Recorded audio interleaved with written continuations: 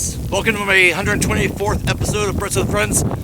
The first episode of 2024. I am with animation guru Arne Wong. And visual effects, amazing. Art department. Lots of different accolades to his IMDb. I'm very happy to have got him. Enjoy the conversation. Please like and subscribe, share, and thanks for continuing this journey with me. Happy New Year. Let's keep on growing and enjoy the conversation. Boom! Yay! We're making this happen. Look at we have opposite experiences right now. Look at my background. Yeah. Oh my God. Oh yeah. That's cold. And I'm just in the woods here, and it was snowing at the top of the mountain last night, so it hit down what we call freezing, which is 58. I wish that was freezing here. And yeah, and so the sun's just starting to come over the mountain, and we're starting to get a little warmth. Within the next half hour, I'll be nice and cozy again. The top half of me is my t-shirt, but I got my snow pants on. Well, I'm gonna osmosisize and suck the positivity of the nature and these words, and to keep me warm. Well, hey, welcome to the show. This is a super casual podcast. I'm Brett Woods. This is my first podcast of 2024. Weirdly, oddly enough, it's episode 124, and we're the first of 24. Okay. So it all makes sense in some sort of weird way. So I'm with Arne Wong. Can you tell me how to pronounce your whole name, because I didn't want to butcher it? Yeah. Well, Arne Jinan Wong. Jinan is my Chinese name, and in the Chinese culture, we start with the last name first. It's like Wong Jinan. That's how it's pronounced. And Wong is, of course, my last name. Jinan. Usually, Jin is the sort of an adjective to a noun. Jinan. My brother is Jin Fu. If I had another brother, it would be Jin something. So the Jin part is always carries through the family name on the each boys and girls. And Jin means carry or hold. My brother is Jin Fu, which is carry success or carry prosperity, which he did. He's very well off and he's very happy. So he lives up to his name. Mine is Jin On, which is carrying peace, carrying safety. And so I kind of sort of use that as a way to kind of navigate my life. So I gravitate towards peace and just trying to find a calm space. And so I think I kind of made that happen here. I'm in Hawaii. Are you on the Big Island? Yeah, Big Island on South Kona. And this behind me is a ohia forest, which is the native forest of Hawaii, and it's the first thing that comes out of the lava. It's one of the few privately owned forests left. I mean, it used to be all forest, and like my subdivision here is 50-acre subdivision, but I have a 5-acre lot. And when I first moved here in '98, I didn't move here, but I bought it. It was all forest, and now I'm the only one in the 5-acre lot that's still a forest. Pretty much everybody cut it down for 4-bedroom houses and the extra ohanas, and and they're afraid the tree's going to fall down. So the trees are over 100 feet, so you got 100 feet clearance around every building, and pretty soon there's not much left of your forest. A lot of banana trees on there. There are some banana trees. We have guava, papaya over here, avocado. Right now they're just growing wild. I haven't really kind of got them together like other people put. They put all the trees over here and over there. My forest is just completely as it was when I first came here. I didn't touch anything. I haven't cut a tree down. I had some Hawaiian what do you call that, kahunas. They're like the priests of Hawaii, and these two women came and they blessed the land. When I first bought it, I was told to have the land blessed by the Hawaiians. So I brought in 2 kahunas and they blessed the land, and they chanted and they sang songs, and then they they told me that if I take care of the land will take care of me. And so I I've been doing that since I've had it. I don't do any. I cut the invasive plants out, which are not from Hawaii, and I'm slowly working towards a native forest, which is very rare here in Hawaii because the invasive plants just take over. Hawaiian plants are very passive, so they don't really fight up against the aggressive weeds and many other things like guava and other plants that didn't come from Hawaii. Anyway, my name, yeah, Arne Wong. It's originally Arnold Wong, Arnold Jinon Wong, or Arnold Jean Wong. And growing up, as a kid, everybody harassed me with Benedict Arnold and Arnold the pig at Green Acres, all that kind of stuff. So I said I want to be Arnie. I changed it a little more casual, and so I had Arnie right up until pretty much until I met my wife, who asked me what my Chinese name was, and she goes, "I like Jinon. Let's just use Jinon," And so when we moved to Hawaii here, everybody here knows me as Jinon, and in the mainland, everybody knows me as Arnie. And if I go back to San Francisco and meet up with my school buddies, they call me Arnold. Well, you're a multi-dimensional creature. You're like a diamond. You've got many different facets to you. Yeah, I kind of look at it that way. I grew up in Chinatown, San Francisco. I didn't even know the ocean was out there until I was a adolescent. We moved out to the avenues where closer to the ocean. And when I was about 13, I joined up with a skateboard club, in school. And these guys were like, we're all 13, we're all riding skateboards. Back then it was clay wheels, it wasn't even, we had to make our own boards, and we were riding our skateboards down to the cliff, the Land's End Cliff in San Francisco. And they, over the cliff, I looked down and there was some guy riding on a surfboard, and I could see him, and he walked up to the nose and he rode it all the way across the beach. I said, "What the hell is that?" And they go, "Oh, that's surfing, man." And I said, "Let's learn to surf," and we all go, "Yeah, let's all learn to surf." We all went down to the beach down there, and we didn't have any boards or anything. And those guys were saying, "Well, before you learn to surf, you got to learn to body surf, because when you lose your board, you have to swim in." That was before leashes. This is like 63, 64. And so, we had to body surf. So we didn't even know how to body surf. We just like jumped in the ocean, let the wave just toss us down. After a few times, we started figuring it out. And we also did it butt naked, because we get out of school about 3 o'clock. We get down there. We didn't have towels or nothing. And we just build a fire, we strip our clothes off. There's like 6 guys. We just jump in the water naked, get all crushed by the waves, and then come back and stand by the fire and warm up. And all the girls are up on the cliff looking down, yelling and screaming, but they can't climb down because it's too steep. And we were down there all naked, standing around the fire. What part of San Francisco water was this? Was this near Pacifico or in San So this Francisco? is right on let's see, it would be the west side of the Golden Gate Bridge. The Golden Gate Bridge, San Francisco side, has Fort Point, and then it has Baker's Beach, it has China Beach, and then it has Eagles, which is where we started body surfing. Right? Was that the same beach that they first started Burning Man at? Oh no, I don't think so. Because these beaches are all cliffs. Yeah, they're all cliffs. It's just a cliff and a little beach, so there's not much. It's hard to get down there. Yeah, I just remember the first time they burnt like an effigy for Burning Man was on one of those beaches in near. Oh well, it could have done it. I think maybe if it's on the north side of San Francisco, it would have to be like Baker's Beach, because you can drive down to the parking lot and you can walk to the beach. But other places you have to climb down off the cliff. So I don't think that would have worked for the Burning Man people. Oh yeah, it was on the other side. If I look at it, it's like going this way towards Sonoma, and it's on this side of the left side. Right. Yeah, the left side. Yeah, it's yeah.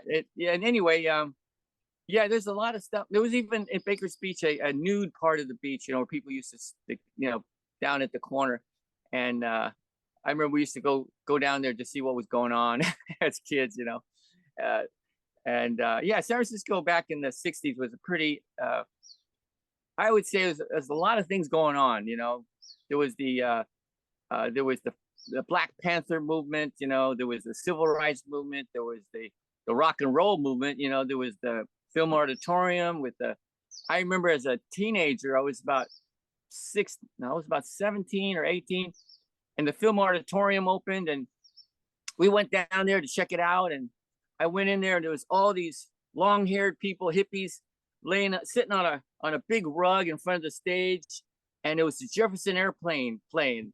And who's the singer of that? The Jefferson Airplane. Grace Slick. She came up stage, and she started singing I guess the hit song, whatever it was. And I stood there and I went, "Oh my God, this is unreal!" This whole thing is unreal. This is your first like psychedelic band experience. Oh, yeah. How old were you when this happened? I was about 17 or 18 years old. Perfect. And after that, it was like all the bands were playing there. Santana, Big Brother Holding Company, all the greats were playing there every weekend. And pretty soon, the film auditorium was packed every weekend. They started opening up the Avalon Ballroom, and then Chet Helms opened up the Family Dog. And then there was like 5 venues every Saturday, night. You could go and you could check out, anybody in any of these different places. It was pretty amazing. I even saw Jimi Hendrix live at the Ballroom, and I was blown away. He lit his guitar on fire. He was playing with his mouth, and he destroyed his guitar. And at the end, and is that the famous photo that they took of him burning his guitar? You're at that? It could have been. Where he's like, yeah. He you were there for that. First, oh yeah, it was amazing. I remember, he came on stage, and I remember he came on stage and he just hit one stroke, and he played this song, the whole song, on that one stroke, and that was how he started. We just couldn't believe this guy, and he played like he was just cakewalk, it was nothing. Did you start smoking? Did you smoke any weed or anything particularly at this time? I did have a joint, I remember, and I did have an out-of-body experience at that moment when he was playing. I remember standing in the crowd in front of the stage, and then I remember I was looking down from the ceiling, and I could see him, on the stage and all the people, and it was just I was looking from up at the top of the at the roof, and the next thing I know, my head hits the floor because I just literally passed out, and blacked when out. I hit the floor, but boom, and some guy put a jacket under my head, and it was all these people standing. They didn't even bother to help me. They just put a jacket, and they kept listening to him play. And I was just laying there staring at the ceiling now. And I was going, what the hell happened, And I finally got back. Jimi Hendrix blew your fucking mind is what he fucking did. He did. That's iconic. I mean, so it was almost like very much like a out of body experience. I definitely know what you feel, but I've had a few of those in my time. Wow, that's fucking nuts. It was. Did you ever get a chance? I'm sorry. Continue. Yeah. No. I'm just saying. I used to go down there with my friends, and we'd panhandle. We'd ask money, a nickel, a dime, and I think it was like $6 or something to get in, or maybe it was more. Something like that, and people just give us some change, and then we got enough to get in, and sometimes we even had enough to get in and go have dinner afterwards. Wow. A good day. Well, back then you'd have dinner for a couple bucks, you go down to you're talking about San Francisco, man. That's that was that place is fucking expensive. I tried. Yeah, now it's really, yeah. In fact, San Francisco is nothing like it was then. But yeah, back then it was even things you can get, coffee was a dime or something like that. It was hardly anything. You could spend a couple bucks and eat, and have something to drink. Wow. And especially if you were especially if you're what? In Chinatown, because the food is really cheap in Chinatown. We used to go down there and have a full-on meal and hardly spend $5. I have a my father was in construction in that area at that time. I wish I could bring it up. I might show it to you right now. Give me 1 second. Okay. My father Bill was in construction in the and we lived in we kind of hopscotch from a lot of different places, but he was digging up the road in Chinatown, and the repaving and stuff like that, and his pickaxe hit something, in the rocks underneath the dirt, and he pulled it up, and it was this. Oh That's my his, God. that's his pickaxe. And that's Holes. oh, did you ever get that thing appraised? I try. You know what? I did try to get it appraised, and it was the farthest I got with it. But it's like a genie's lamp, right? Yeah, Um, yeah. this is a knockoff from a Chinese. This isn't like this is probably made in like the 30s or not like in the 1800s or 1900s or anything. Right. So this is a replica of something that somebody built. I'm sure there's some history behind that, especially if it was buried in the ground. Yeah, that's a pickaxe. This is my one of my family. This is my. I'm not very. Anyways, I'm not very materialistic, but I do love this. That's a heavy duty thing to find that in the ground in Chinatown. I mean, I That's never found crazy, right? anything in Chinatown. That's I don't. Yeah, it was wild, and I've had this all my life, and my other siblings have tried to take it from me, but it's No, mine. I'm sure there's a real history behind that. Yeah, I'd like to do more research, man. I'll do more research on it. But so did you ever get? And we want to get to this animation because animation is Yeah. my first love, and we got to do a deep dive. And but did you ever get to see the Grateful Dead? Oh yes, Grateful Dead. Oh, my first time I saw the Grateful Dead, I was uh I was walking on the street and I heard music in the park, like a mile away. And back in those days, when you hear music in the park, it means that there's something going on. You should go to the park. There was no internet, there was no phones. In fact, there wasn't even answer machines existed yet, and you just had to kind of get you hear this and that. Somebody says there's a party on Friday. You kind of just sort of find your way to the. You don't even know where the party's going to be, and just sort of ask people. Well, I remember it might have been on the weekend, but I remember hearing the music playing in the park, and I started going into the park, and it was Speedway Metals, and it was crowded. It was packed with people, and the Grateful Dead was playing on the back of a pickup truck with their own generators and speakers, and they were just doing a free concert in the park. And I remember walking up and just pushing through the crowd. I don't know how old I was. I was still in my teens, and I remember I saw above the heads of the crowd a giant pipe about 6 or 8 feet long with a bowl about 2 feet wide, and it was smoking, and the hole in the pipe was about this big, and it was being passed around like over the heads of people, and it passed around. And it came up to me. I put my face to it like this. I took a hit and just about fell back, and it just went around and around in the crowd, and that was my first experience with the Grateful Dead. I had an out of body experience when I saw them. I definitely it was definitely like I don't know if it was the first or second time I've seen them, but it blurs. But I was like at UC, there in LA playing, and I was working at Marie Callender's off of Lincoln and like Washington Yeah. a while back, and that was hilarious. And my manager Jill gave me her ticket because she had to work. And she goes, "Have you Oh, ever seen the Grateful Dead before?" I said, "She goes, no." And she loved me. She knew as an artist and all that stuff. And her boyfriend knew me, and they were cool and everything like that. But she's all, "I want to give you this ticket to go wow. see the Grateful Dead. You got the night off." Wow. And that was like I knew that like I think it was a 24-hour in advance notice. And I went there and like a duck to water. And I parked over there and I had a beer. I bought a t-shirt with a big marijuana thing. I was like, this is like the shakedown street. I mean, this is like a smoking weed. This is like perfect for me. And then I think I dropped some LSD Oh, and it was all inside of like an arena. And I got this, I swear everybody talks about Grateful Dead like they had the most amazing, but it was truly transcendent. And like I yeah. was parallel with Jerry on the stage, like across where the seating was. I was like Wow. directly across, like it was a ways, but I could see him. And I started having all these amazing, like I saw myself as as the Da Vinci man, um, like in layers, like Yeah. in see through layers, and they stacked up Yeah. to make a three-dimensional version of me.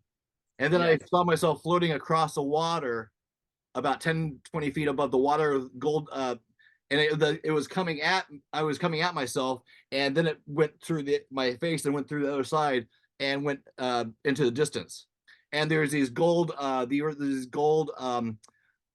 glistening things coming off my feet. And then I looked to the crowd and I saw everybody naked and kissing each other and hugging each other.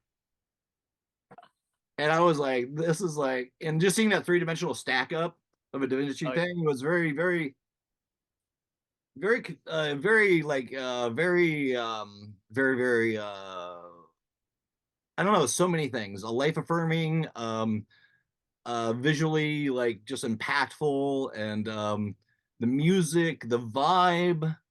I was completely, I was like, that was pretty good. I Yeah. believe I believe that it not only did we individually blow our minds, but an entire generation uh, was blown. The minds were blown, an entire generation all at once, at one moment in time, and it was a combination of psychedelics, music, and just the end of suits and ties and wingtip shoes. You know, it was like the coming to an end of something and the beginning of something else. And I believe that nature is the culprit here. Nature has set us up to make this change. The mushrooms, the psychedelics, the psilocybin, acid, all those things were all part of the transformation of our way of looking at everything. And I think when you had that experience, it's just not only you, but everybody had something like that experience, in either small or big, and it unified an entire generation. We're walking around, and everybody in our age group were like solidarity in our mindset that the old world is over and the new world is just about to begin. You know, the age of Aquarius. We were all like part of this whole movement, and it wasn't even spoken. It was just like this feeling. And being in San Francisco with the Summer of Love in '67, you know, and the whole thing. The movement itself was bigger than what really happened, because what happened was it decayed and crashed, and drug addicts, and, you know, Haight-Ashbury went downhill. All that stuff did happen. But at the same time, that open release spread like a virus across the planet. I mean, everybody, everywhere, woke up in a certain way about how we've been living and how we should like make a shift. And I think that was the beginning of a whole new way of being. And I think we are the results of that. Yeah, I completely agree. And I had a kind of an interesting peyote experience when I got back from living in Hawaii. I lived in Long Beach for a little bit, and I took some peyote, a little pellet, and I went out to a restaurant, like a Norms or something like that, where it's all bucket seats and stuff like that. And when I sat down, I saw like a red line similar to what's coming off your head off the top. And if you look at your screen, see that power line that's coming off your head? Oh yeah. Yeah. That's So I saw that between everybody in the restaurant, there was a red thread that went through everybody's head. Oh yeah. And like, Yeah. and then also, if you equate that to like on the other side, connecting everybody around the globe to each other, Right. and not Right. just that restaurant, but that line continues, and that connecting thread through us all. And when there is a, like that one movie Lucy, when with Yeah. Scarlett, where she's doing it, it's all going this way. Yeah. Yeah. I think he almost had it right. I think it's this way, Yeah. because that would make sense, because it covers the planet. It doesn't go out; it goes over the planet like a net. Yeah. Yeah. And that collective consciousness stuff, it really is a real thing. Like, one person gets a idea and they don't do it, or they not in the means to be able to make it happen, it will happen at some point. It may There's a take, guy named you ever heard of a guy named Rupert Sheldrake?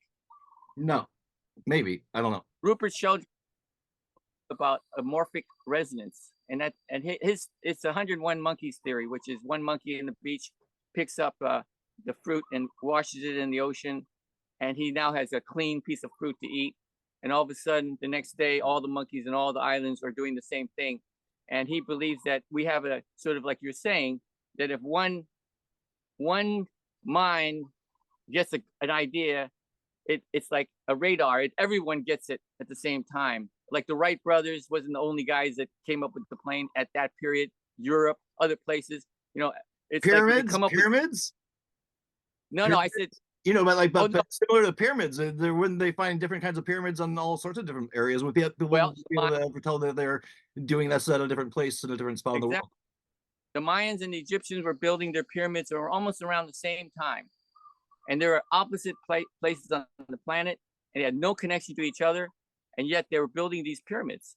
But when I went to I made a film about them, and the archaeologists told me that it started with the Olmecs, those giant heads that were found in the ground, not like the ones in Easter Island, but the ones in Honduras and down in the south of America, down south of Mexico.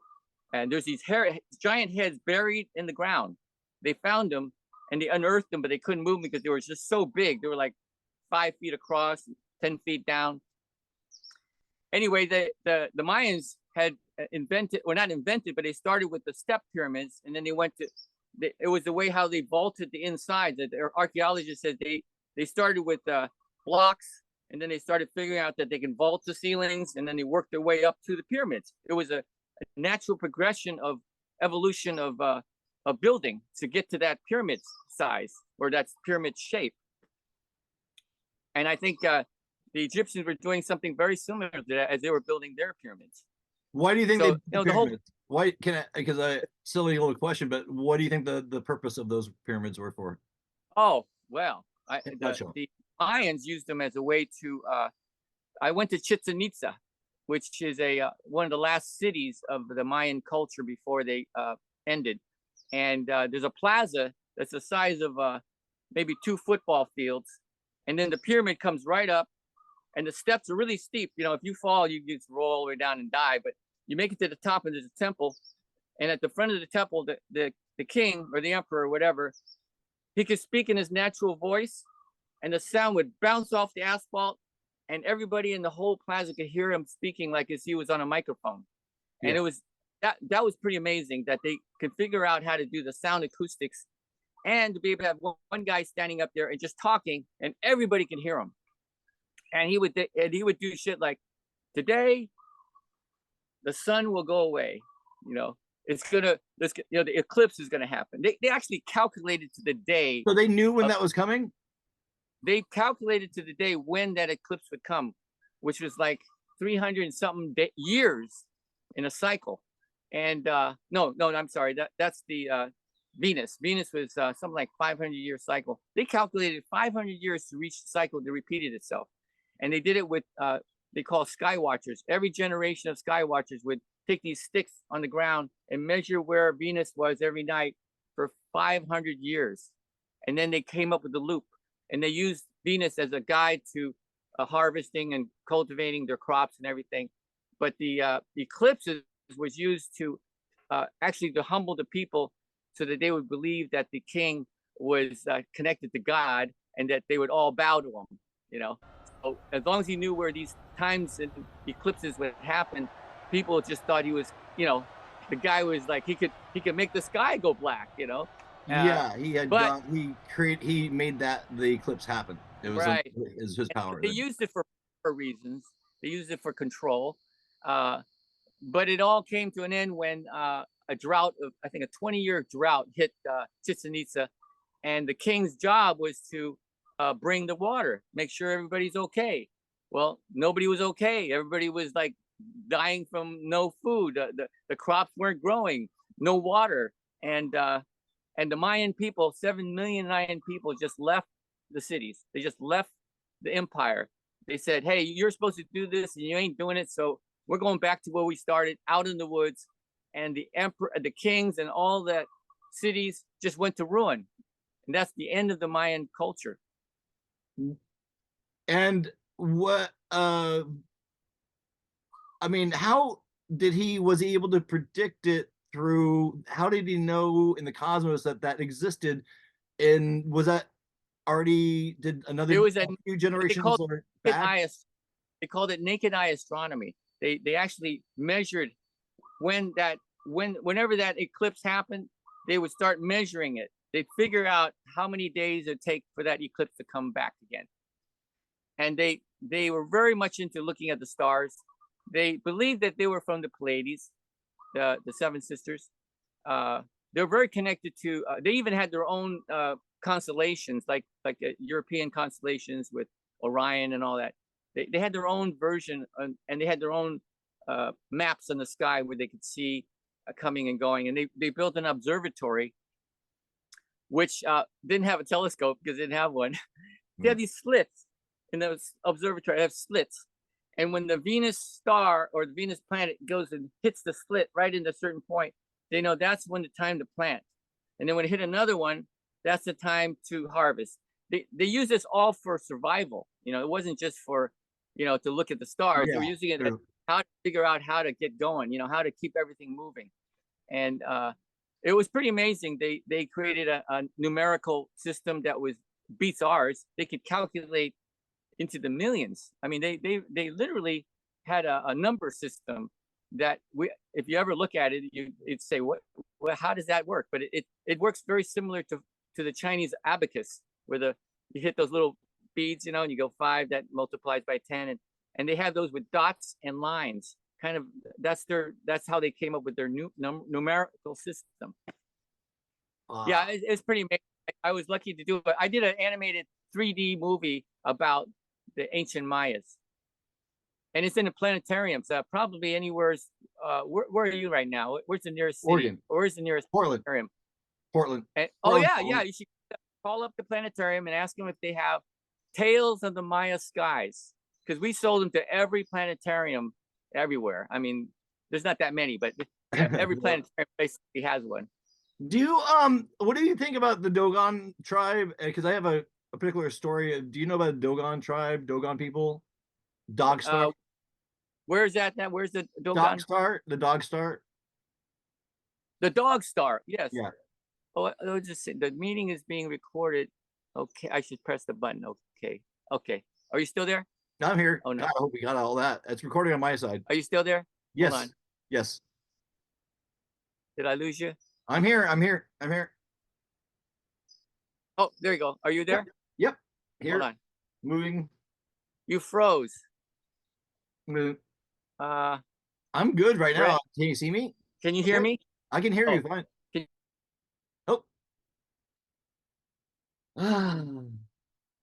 We're gonna come back. Yay! Okay. I don't know what happened. Maybe the reception went weird. It's something we were talking too much Mayan and Dog Star. Right? The computers are starting to blip out. But can you talk? And I definitely want to absolutely start talking about special effects and animation. But this is so good. This is the Dog Star or Dogon tribe is a star in the sky.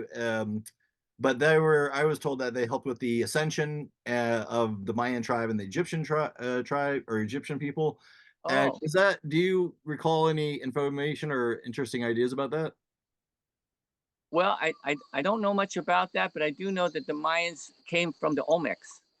And the Olmecs is the oldest tribe that had those big stone heads. And nobody really knows much about them or can decipher their hieroglyphics. Although the Mayans, their hieroglyphics was a mystery until about 1978, that nobody could figure out what they were saying, what all the inscriptions on the stone walls and all that. And in 1978, a young kid, about 18 years old, Arne. who was the son of an archaeologist. Arne, you froze. He said that this is not a. Oh, did you get frozen again? I'm good now. But can you hear me? Frozen. It's good. Oh. You're good to go. Okay, yeah. This kid, this son of an archaeologist, up to that point, everybody thought the hieroglyphics were written, just like the Egyptians. It's just pictures, and it's just some form of symbols. Well, he figured out, no, it's also phonetics. Some of these are sound, not writing. It's supposed to make a sound.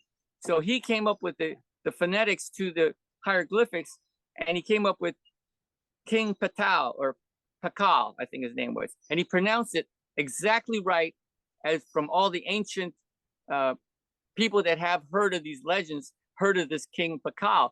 So he proved that he could read it, and that cracked the code. It just cracked the whole Mayan language open in about the late 70s, and now they're actually teaching Mayan back into the culture there. Wow. This is going to be a crazy future. What do you think about like, okay, so extraterrestrials, yes? Is there no doubt? I've actually seen something that I don't know what it was, but everybody around me thought it was a UFO, and that happened in Mendocino. Yeah. Was everybody high? That's like one question that people ask when you see something. No, like we were a camp direct. I was a camp director, and we were doing a camp for kids in the summer. And the in between the buses that bring the kids back and forth, we had the weekend to clean up the camp, and there was about 8 of us, and we were just having dinner. It's dark. We're out in the middle of nowhere in Mendocino in the woods, and we're sitting outside. I remember in the dark, in the night, we're just chatting and talking, and we see some lights up there, and some guy goes, "Hey, what do you think? It's a UFO?" We're going, "Yeah, that's a UFO. Let's go calm them down." We got our flashlights, we started flashing up there, and it started getting closer, and then we turned off the flashlights. So we're looking up, and these ring of lights kept getting bigger and bigger. And then when it was over the treetops, it was like the size of it had to be pretty big to get the circle, get that big over the treetops. But how big is that? How big would you say? Like a length of a building? It started out about that big, Yeah. And then by the time it was over the treetops, it was like that big, So it was bigger than a plane, It was, I don't know how big, but it was lights in the dark, and they were flashing. And then something came out of the middle of it, and this is where we all blew our minds. It came down, these 3 lights came down and went like this, like a right angle. It shot out and made a right turn without the curve. It just went bing, bing, and it disappeared. And we all just went, fuck. We all just ran, like to the bathrooms to hide, or the tents to hide, and back into the mess hall. But we all scattered. We all freaked out. And I ran to my tent. Can I ask you a question real quick about the you just saw the lights of it. You didn't see the body of it. No. It was all in the dark. But the idea of something going like this and like that, like this and like that, and in like a zigzag pattern, but with no curve on the turn, Yeah. That just blew my. I didn't know what I was looking at, and everybody else didn't know what they were looking at. So we all thought, what the fuck, And we were talking all over the weekend by that. We didn't. I called up and asked if there was any disturbance. Was there any, stuff going on in the sky? Was the military doing practice or whatever? And nobody claimed anything.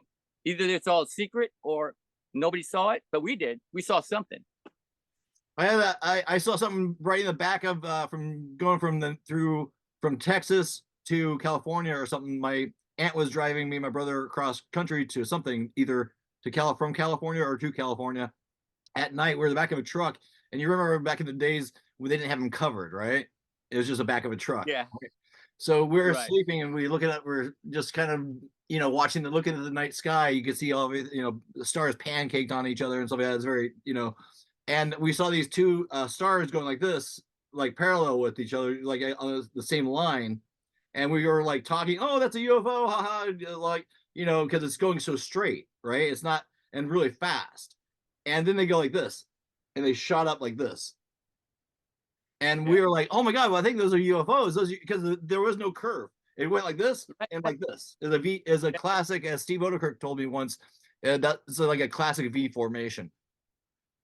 Or he's making a joke about it, but that was the first time I think I saw one. I saw one again during the harmonic convergence, going to the hill in Malibu to gather with other people, and I wasn't high. We got very little sleep that night, but we're riding in the car, and there's mist all over the place, and against this mountainside, I see this like a top. It looks similar, but with like a point on it. It had a point. It was more like that. And I was like zoning out. It was a mist, I could see it as silver. It's like a, like a top. And then And it was like, this would be the angle I saw it at. And then it like a back manifold came out like of it like that, like a back thing, like it opened up and all this mist or smoke came out of it. And then it literally disappeared in front of my eyes. It was silver. So was that a man-made device? I mean, nobody else, I don't think anybody, everybody else is like sleeping or, resting. And I just was like focused on it. I mean, the possibilities are endless. Like, is it a man-made thing? Is it, but it literally disappeared in front of my eyes. The smoke came out and then in the smoke, it just disappeared. Well, Carl Jung speaks about UFOs. Did you ever read that part about UFOs with Carl Jung? No, I should read more stuff like that. Anyway, he says that UFOs is here for a purpose. The purpose is for us to retain our wonderment. Our psychology needs wonderment. We need to wonder and dream and imagine things that are beyond our comprehension. And UFOs are there for that purpose. That's his take on it. And you know that artist Mobius? Of course. That's the first time I met you was an animation that you did about that. Oh, yeah. Well, when I first met him, we decided to make a film together, and I went back to France to visit him and talk, write the story. And when I get there, he goes, I'm part of a group of people that are all connected to UFOs. And I said, oh, really? I said, well, and he goes, and I want you to meet the head guy, and I went, well, okay, sure. And so we go to meet the guy one night. There's like a UFO looking tent, and out in the middle of nowhere in the middle of France in a little town called Romorantin. And there's like 200 people there. They're all dressed in gowns and tuxedos, but they were wearing socks instead of shoes. And some of the socks had holes in them. So I was going, strange looking scene here. And the head goes up and he goes, first thing he says is, your code is 365 Kali. And then he started telling me like my past lives and shit like that, and did that resonate with you when it was talking about your past lives? Did you recall what he was talking about? Did it make some sort of deja vu moment for you? Not at first. At first I was going, boy, I wonder if this guy is like reading my mind or something, and I was thinking, I better keep my mind clean. I better not start thinking about, is this guy a hoax or whatever, so I was going to, oh yeah, okay, I'm open to I'm open to anything, I'm cool, and I remember when we got to sit down, I looked at all the plates of food that were ready to eat, and I thought, maybe they're going to drug me. I said, could I sit over there and sit over here? Yeah, you do. So they had anything on the food. I'm going to switch plates, and but it all turned out that they were just basically this guy gets a vision from what he calls the galactic I don't know, some kind of federation or and they're all reading this book called Urantia. You've heard of that book? Urantia?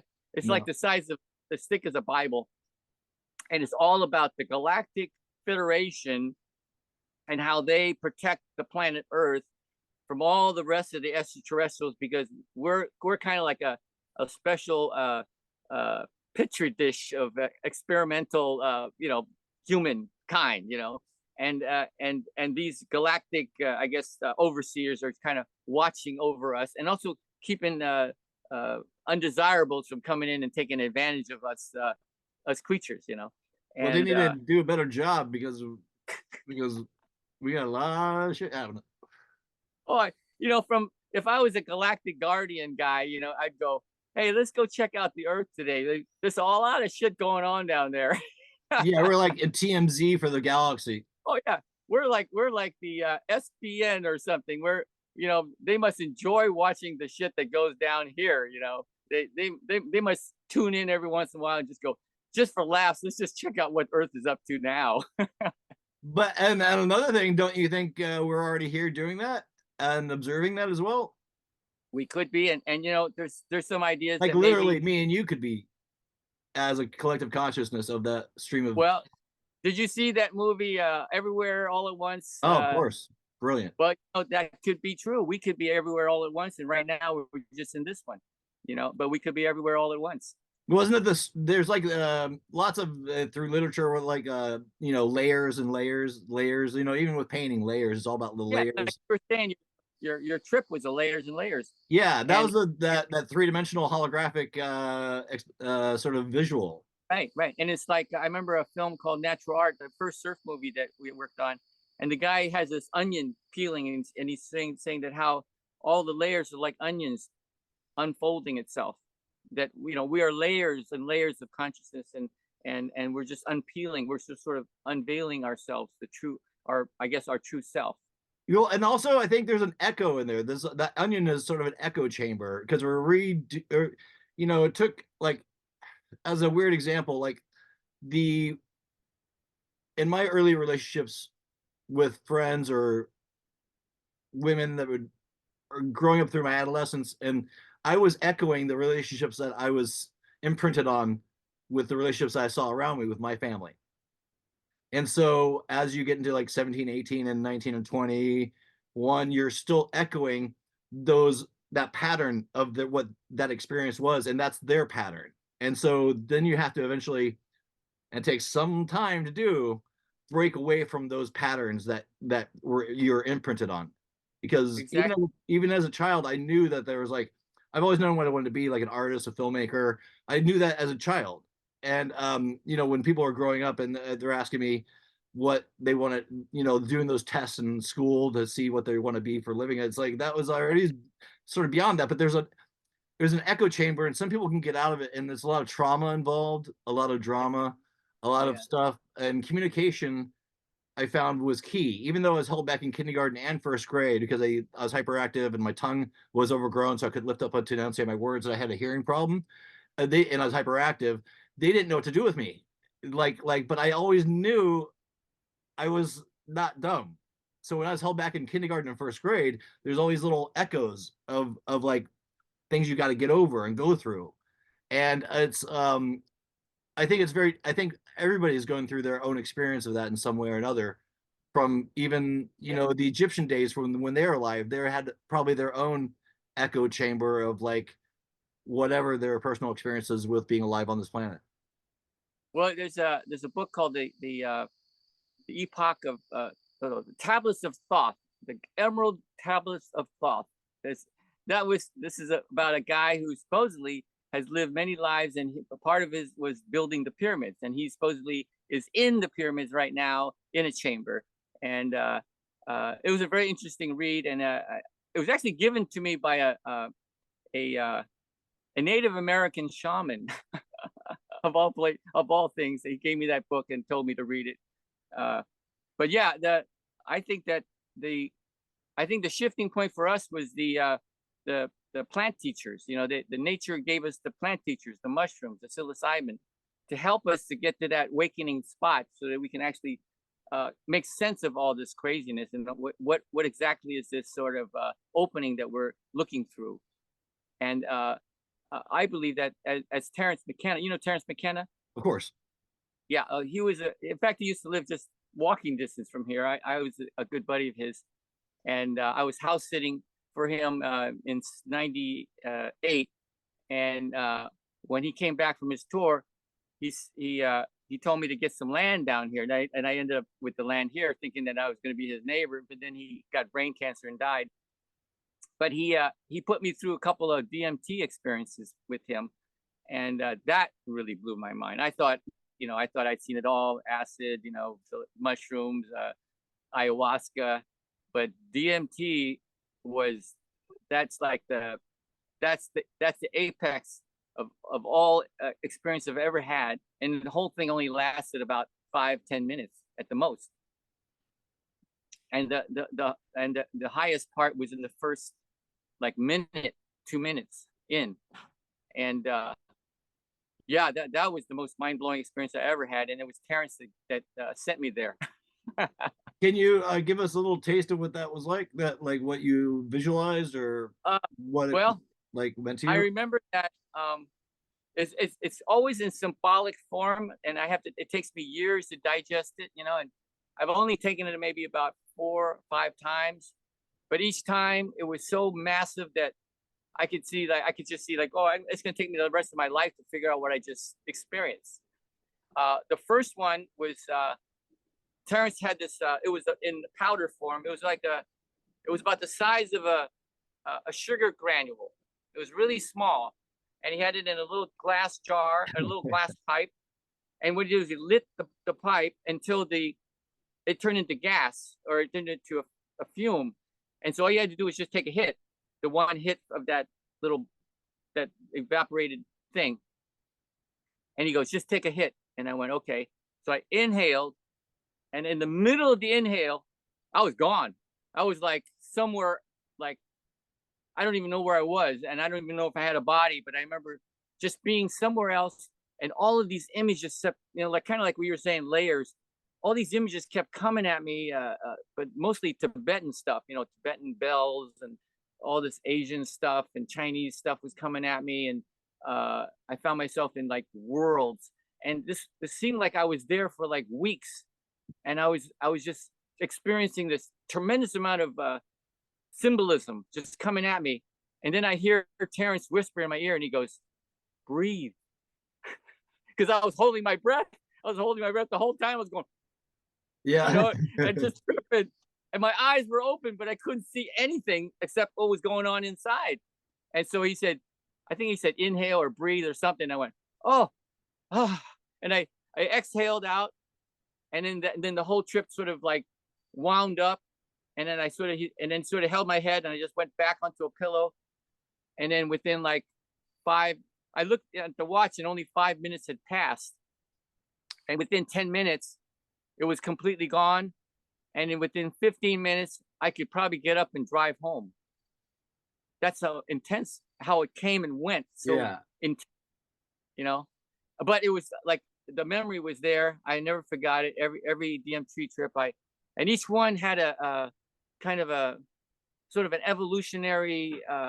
It took me to a next level of that where I was before, and it just keeps moving forward. And the last one I took, I remember when I took the inhale, I shot out into space, and I felt like I was moving at like a million miles an hour. And then I turned around to look behind me, and like you were saying, there was a trail behind you. I was connected like an umbilical cord to a light that went stranded down, and I could see the planet Earth way behind me, and I could see all these strands going out, and they were all different beings. They were all humans or people, or all shooting out in their own little trajectories out into space. And so I turned back, and I noticed they were all heading towards the same thing. It was this big light, like a ball. And I remember going closer and closer. And as I got closer to it, I realized it was life and death at the same time. It was yin and yang at the same time. It was the opposites at the same time going on. So light and dark, and everything was, the duality was happening all at once. And I went right into it. And I remember as I went into it, I realized that this is all an illusion. Even the duality is an illusion. And there was something greater beyond all of that. And then I came down off of that. And that was sort of my last, and this was maybe, 20 years ago. But it's given me enough to digest for the rest of my life, to try to understand all that, Yeah, it's transformative. Yeah, so I think that like what Terrence was saying, and what he was teaching about, everybody should take at least once in their life, take something like that to break out of the constructs that we see as reality, and what the edges of what we call material world, and to know that there's way more than, like in Lucy, there's way more than there is that we perceive, and we are we're limiting ourselves to that by getting caught in the mundane, getting caught in the worldly, just as the monks in the Tibet, they go away from the worldly to get to see or understand the bigger picture. And we're doing that now, and we don't need to go sit in a mountain, stare in a cave for 10 years to get it. We just have to take one hit of DMT and we're there, and we come back. And it's a question of what do we do with it now? How do we work that through our system and through our life? And what is now more important, if we all know that we're eternal beings and we go, and this is just an illusion, and all of this is just one dimension of many dimensions, then what is it we're doing here? What are we doing in this reality? And why are we here? I mean, the basic questions we've been all asking, since the beginning of time, but now we can actually get closer to the answer for each person, you, me, and I found that I needed to be here in nature. I wanted to get out of the city, out of the concrete jungle. I wanted to find where nature can nurture me, and I can find some kind of relationship. And then what is it that I really truly want to become as a human being? Not as an artist or animator or surfer, but as this thing that holds us all together. This what do you call, I don't know, spirit or life force or whatever. What is that? What is that that's in me that is wanting to say something? What is it I want to say to me, not even to anybody else? To get to that. And I think that's where these last since I've been here in Hawaii, we've been my wife and I've been redirecting our focus from the outside towards the inside, to see what is the quality of life that we want to live on that level of just being, outside of all the constructs around us and all the things that we believe to be the norm or the reality, because as you can tell, reality is shifting quicker and quicker every minute now. Yeah, it's like yeah, I mean, yeah, all those things that you just said. It's I remember being like maybe 20 years ago when all that I was doing a lot of psychonaut sort of entry level, like ecstasy and people passing away, but I've always had a sort of a, like a psychic connection with stuff. Like as a child, the thing about psychedelics is you can bring those psychedelic experiences into this life, this form, you don't forget about it. Like if you black out drunk or something like that, it's not these are things that are archetypal and inspirational and humbling, because you realize that it's like, oh fuck, there's a lot more than this. And that's so the mundane. That's what frustrates me as an artist, or just without anything, just being the human brat. What you just said so amazingly about just not about the constructs around you, or not even about artists as a human. It's just like what okay, I'm gonna be 55 now. Okay, what do I do with this third act? Like I was in hell. I got through the machine, and I survived the machine of LA and all that stuff, and breaking down things, being with and without, and having a lot and having a little. It's like now this is the sort of the sweet spot, if I can get to it. Like this is like you don't that not caring about, like, just create. I mean I like to paint. I can do this shit for the rest of my life and not need anybody else to do me to help me. So I've already been doing it, so I'm sort of built for it. So this is really where it becomes like, let's do some real work. Let's get some. And I think that you are doing it right now, because if you found your spot that helps you to become who you are, then the next thing is just to share that, which is what you're doing with your podcast and stuff. It's just sharing that for others, so that somebody else would go, oh yeah, okay, and they get so it resonates. Like you're not the only one. And one leads to another, and so then you're not alone anymore. And whatever you were or whatever you are, you actually were able to share that with somebody else to help them wake up another notch, another level, and we're all unfolding like onions, and all in our own speed, in our own time, in our own ways.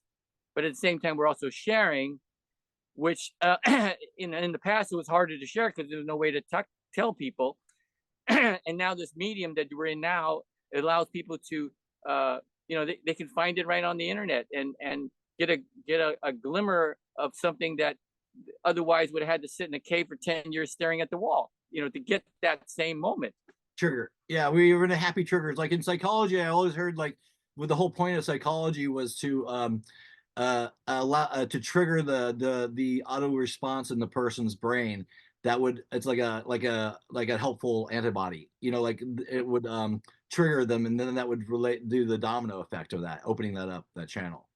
So I mean, that was just a theory. I don't know if it's true. I don't know psychology, but it seems like there's many different types of triggers for people. Some people are in the pain body hard. They're not gonna, if this kind of information was even they would repel it. They wouldn't. The pain body can't digest this kind of stuff because it won't feed on it. It can't feed on it. So it's just yeah, it's an interesting time for Oregon. I don't know if this is my personal space to be in. I like to be in Hawaii and maybe do a pitter patter, but back and forth. But when you find yourself in a state of where you're at, it makes you like go, okay, let's bring it back here, because this is all not happening for me. It's not supporting, and you have to take care of shit. And kind of like, so I've been kind of really kind of trying to do that with myself, is kind of not be so attention driven by the outer, but actually what I'm going through as a human, as a being on this planet. Without, yeah, and we're not alone. I mean, I believe that we, as much as we're on this path alone, or we're on this path, this inner path, we have many assistants to help us, and the plant teachers, the mushrooms, the psilocybin, the what we call epiphany moments, bumping into somebody, having a epiphany, and seeing a movie and going, oh my God, and waking up another notch into ourselves. And I think that this is leading us back to the belief that magic is really part of reality. It's not some trick that you do to fake somebody out to make some money, but that we actually live in a world of magic. And the magic part is where you focus in, you create this this solid entity called yourself, and then the world opens up and things start to happen, and miracles, coincidence, things that just don't make any sense begin to start happening when you are in the groove of yourself, and you're in that alignment, and you're doing the right thing, and you feel like you're being the person that you've always wanted to be, and all that goodness and courage it takes to leap out of this construct to try to be, or to become something beyond what you can imagine. I think that that's when magic starts to become part of the world, rather than something you go to, or it's over there, it's not here. And that element, I think, as you let that in, it starts to happen. I mean, my whole life has been nothing but magical moments, from meeting Mobius, and all the greats I met, and encounters I've had, and I look back, and it's like a really adventure comic book, story.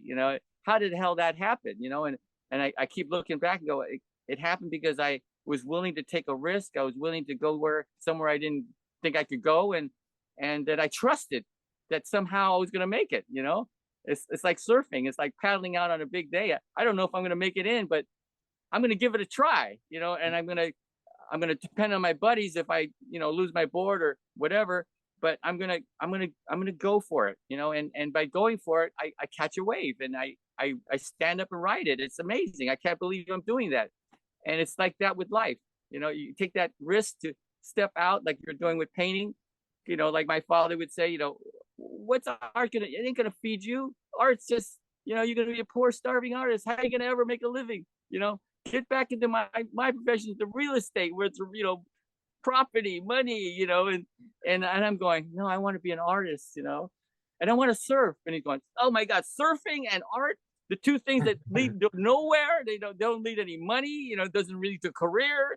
What are you going to become, you know, like a poor starving artist on the beach, you know? And I said, sounds good to me, Dad. Yeah. Well, that was even him, you know, that's that whole Van Gogh thing. People don't think that, you know, they'll like, he died essentially poor and insane, but I don't know if he was selling a lot of paintings, but people got his appreciation after the fact that he was alive. You know, was so, and so it's sort of this how people think about art or painting sometimes, or Yeah. you know, film. They were, God, I lost a thought, but like it's like you're not appreciated until you die. And it'd be nice to Yeah. be not, and I don't mean appreciation like, oh, ego driven like accolades, but more just like support for the ideas, and so they don't buy a painting until you're dead. And you're like, well, that's not gonna do me any good right now. Right, right. So we And then, have to but like, also at the same time, just real quick, the act of making money from your art in the yeah, painting, and then yeah, that's a whole other thing besides yeah. the creation of it, which is like, No, I totally agree with that. And I uh I never I never thought of myself as, you know, that way, but what I always was thinking of how how how far out is it to do something like, you know, make cartoons or surf, or you know, and I just thought how far out it is to do it. I wasn't thinking so much of how much I could make on it, you know, how much money I can make, but I was just yeah, thinking how what a far out thing to do, you know. And then I'm doing it, I find, oh wow, I got a job doing it now. Oh wow, I'm working on some really cool projects, you know. And oh, I'm meeting some really cool people, you know, and all that's happening just because I really want to do this thing, but I'm not sure.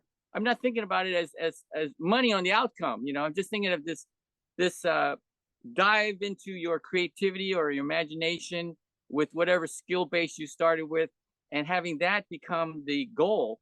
And in itself, you know, it's like you're doing the painting. It's the act of painting that's so much more than after it's finished. It's the discovery and the and moving stuff around, and you know, just oh my God, look at that. Oh, you know, and that part I think is where we all need to keep going, because there is the magic of life, and somehow things sort of come around yeah, outside of our realm of understanding.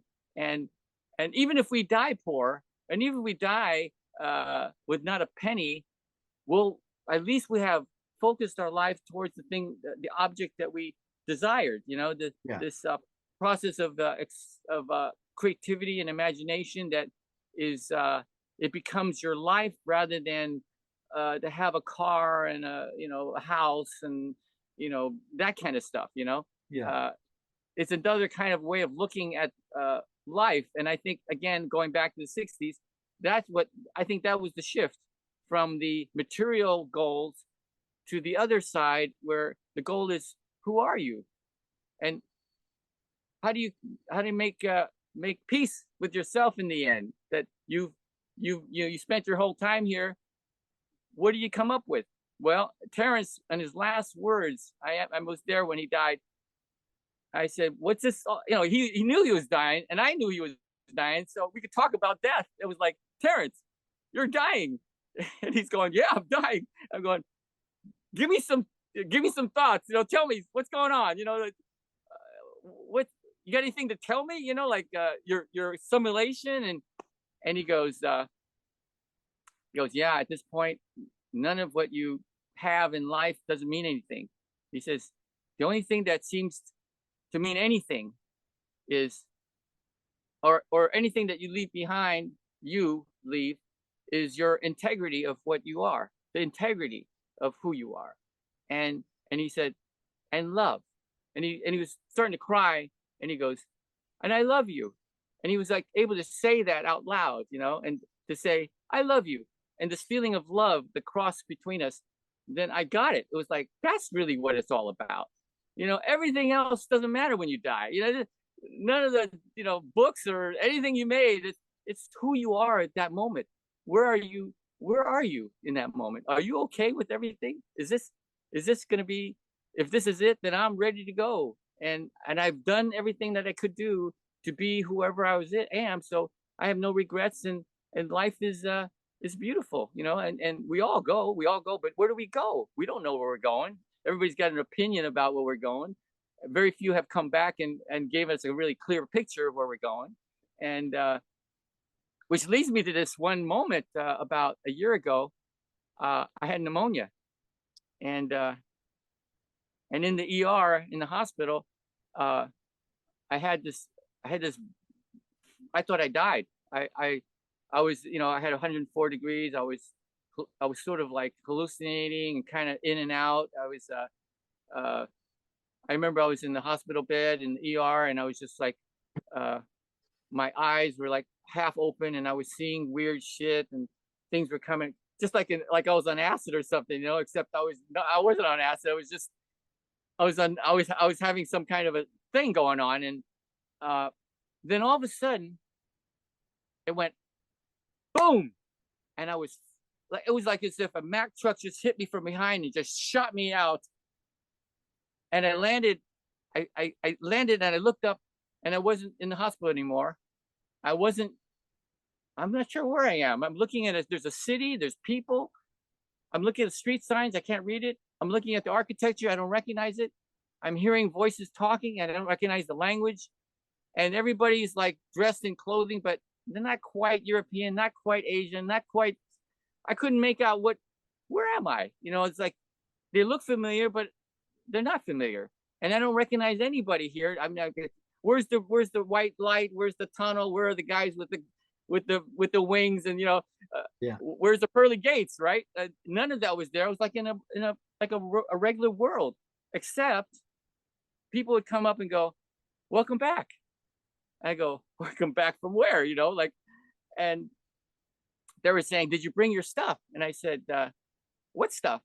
I said, "You know, the stuff. You know, your epiphanies, the things in your life that are your value, that stuff." And I went, what are you talking about? You know, I was thinking, oh my God, did I just die? Am I gone? Am I now in another realm? And I'm supposed to bring this. What stuff are you talking about? You know, and they're going, you know, ever since you were born till now, you had a theme going on, you know, don't you know what that is?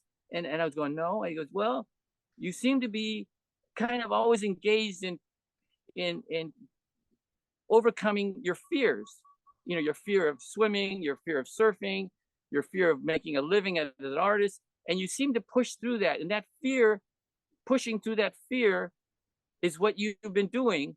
And now it's time for you to turn around and share that with people. So you're going back. And I went, what? You know, and they go, yeah. And then there was an old couple came up to me and they started talking to me, except their mouths weren't moving.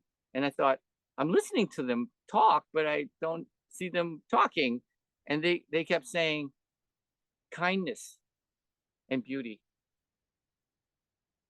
Kindness and beauty. Just remember that. And then next thing I know, I wake up in the hospital. I'm back in bed and I go, oh my God, what just happened? And I felt like whatever that was in 4K and this is like 2K. It was like our reality is like fuzzy, low res. And that reality was so hyper that I could see the pores in people's skin. It was like watching those giant screens when you walk into Costco and you could see every little thing on a face, you know? Yeah. In that world, everything was so sharp. And I remember I was feeling so much more alive and everything was vibrating. And it was like there was more life there than it was here. Mm-hmm. And so it made me think that death isn't some crazy shit thing that we want to run away from. Actually, it ain't bad at all. But we have stuff to do here. And so we, you know, so I said, well, I'm obviously here to do something back here, you know, and I started looking at what I'm doing here. And I'm teaching at the grammar schools here, elementary schools. I'm teaching art and Nice. flip and animation and create maquettes and, you know, little stuff. And so I started going back to teaching and now I'm teaching, you know, how to draw and everything, but I also talk about how to, you know, stand up to your fears, to break out of the box, to use the imagination and creativity like a tool, like a muscle. And these kids are like going, wow, what are you talking about? You know, and I'm going, art is going to save your life. I said, you know, with art, you'll be able to express yourself without this construct that's holding us in, and the kids are going, what are you talking about? But okay, let's just start with our assignment. We're gonna do faces now. So I use the assignments to start teaching them about expanding their awareness. And now I can kind of see where I'm going now, is that I got to keep moving in the same direction, because now I feel like I'm now doing what I've been talking about. Is how do I share this? What is this thing that I share? I thought it was going to be, the techniques of animation, or, my skills of how to draw, but I realized, no, that's not it. It's sharing the stuff I got from all the mushrooms and the DMT, and those plant teachers were actually waking up a certain part of me to be able to articulate and share that with others. And that's probably really why I'm here, is to be able to share my life experiences. What does that all mean, and how do I share that with others? So that's fantastic. Anyway, give me 1 second. I didn't mean to cut you. There's a cat inside one of these boxes. Give me 2 seconds. Do you need to go to the restroom or anything? I could get some water. Okay, I'm gonna go to the restroom. Let's take it, because I'm gonna try. I think a cat is stuck behind a box here, and I want to use the restroom real quick. Can we reconvene for like 1 minute? We'll just keep it going. We're fine. I'll leave everything on. Okay, cool. We'll be right back. We'll be right back.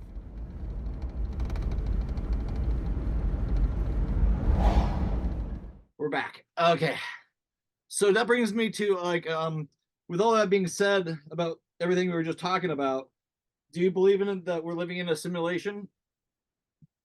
You mean, that's interesting, because the very last thing that Terence McKenna told me, he said, I came up with a new harangue. And I said, harangue? He goes, yeah, all my talks are harangues. All I want you to do is just not believe what you hear, but, just think about it. Just think about what I'm saying. It doesn't matter whether I'm telling the truth or not. It's to stimulate your mind to just start thinking. And he said, I got a new harangue. And I said, what is it? He goes, dig this. He says, nature is hallucinating us. That makes more sense than anything. Huh? We're a hallucination of a tree. The trees and all that stuff behind you, they've been here longer. They'll always be here, and they just observe the reality that they're like, let's make these little people. so we have something to look at. Yeah, it's only a couple 100,000 years. That's nothing. This will be. I mean, this is like, isn't this like? Is this like the fourth extinction? I mean, we've gone through this like 4 times now. Yeah, they just keep on changing the channel. 4 extinctions already. Yeah, they changed the channel. Yeah. Hey, I'm tired of this show. Yeah. It's about time we get rid of them. This is boring me. Let's make the dogs evolve into like two-legged creatures and see what happens. They've been studying dogs and cats have been studying humans for fucking ever. If we go and they get an opposable thumb or something, it's over. Oh yeah, and even Mobius did a whole comic strip with dogs being humans. They had 2-legged with a dog head, and they were like a race of people or dogs, I guess. Yeah. Yeah, in one of his comic books was they were all dogs, or they had dog heads anyway. It's not that far-fetched. I mean, in a infinite thing of infinite things, like when you're talking to those people, when you were out and about in the celestial field, were they human, or were they just, was it too abstract to see their physical form? They were human, but they appeared to be human, and I could not make out their race. That was the weirdest part. I couldn't tell if they're Asian, European, African. It seemed like everyone was sort of homogenized or something. I couldn't make a distinguishing feature. And then their sound of the language didn't make any sense. It didn't sound like Chinese. It didn't sound like Spanish or European, Russian or whatever. It was like, I couldn't recognize it. Their clothing, the style of design and everything was not quite one or the other. Not, it was like I couldn't make out where I was. You know, the architecture in the buildings. You know, I could tell French, or I could tell stucco, and different ways you would build. I couldn't recognize. I kept looking around, going, "Where am I? Where am I?" And then the writing on the street signs and stuff, they weren't in English. They weren't in Chinese. They were. I couldn't make that out either. And it wasn't Russian backwards letters or any of that. I was going, where the hell am I? And so it must be a construct of a something that's just beyond my comprehension, basically. And I know exactly what you're talking about. It's okay. I know that it's like the next phase of art that I really want to do, and I've been, it's sort of the goal, but it's always, as an artist you want to keep on like thing, but like I had a really great psychedelic experience where I was like, I went into that matrix of the lattice and the mesh of the patterns, and then I went in deeper and deeper, and you know how it looks like crazy, the craziest special effects you could ever see, beyond anything that it's just the lines and depth and the angles and stuff like that.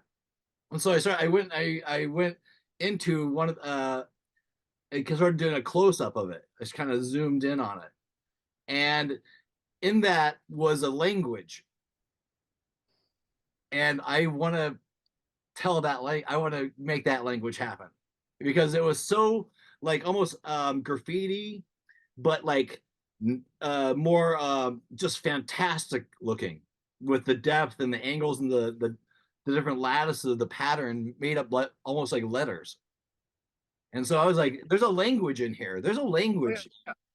And Terrence would say that language creates reality, because without language you can't make out one thing from another. It's the language that defines reality. So if you have a language that you're seeing that's beyond this reality, it is in its own reality. It's a reality that as you go deeper in, it exists somewhere. Yeah. Huh? It exists. Yes. I've seen it. It's true. I believe it. We're all capable of everything. What is that? Everything all at once, everywhere, everything all at once. Love that. I think so much. we all are capable of that. Okay, I'm not gonna make this all about Godzilla -1, but did you see it?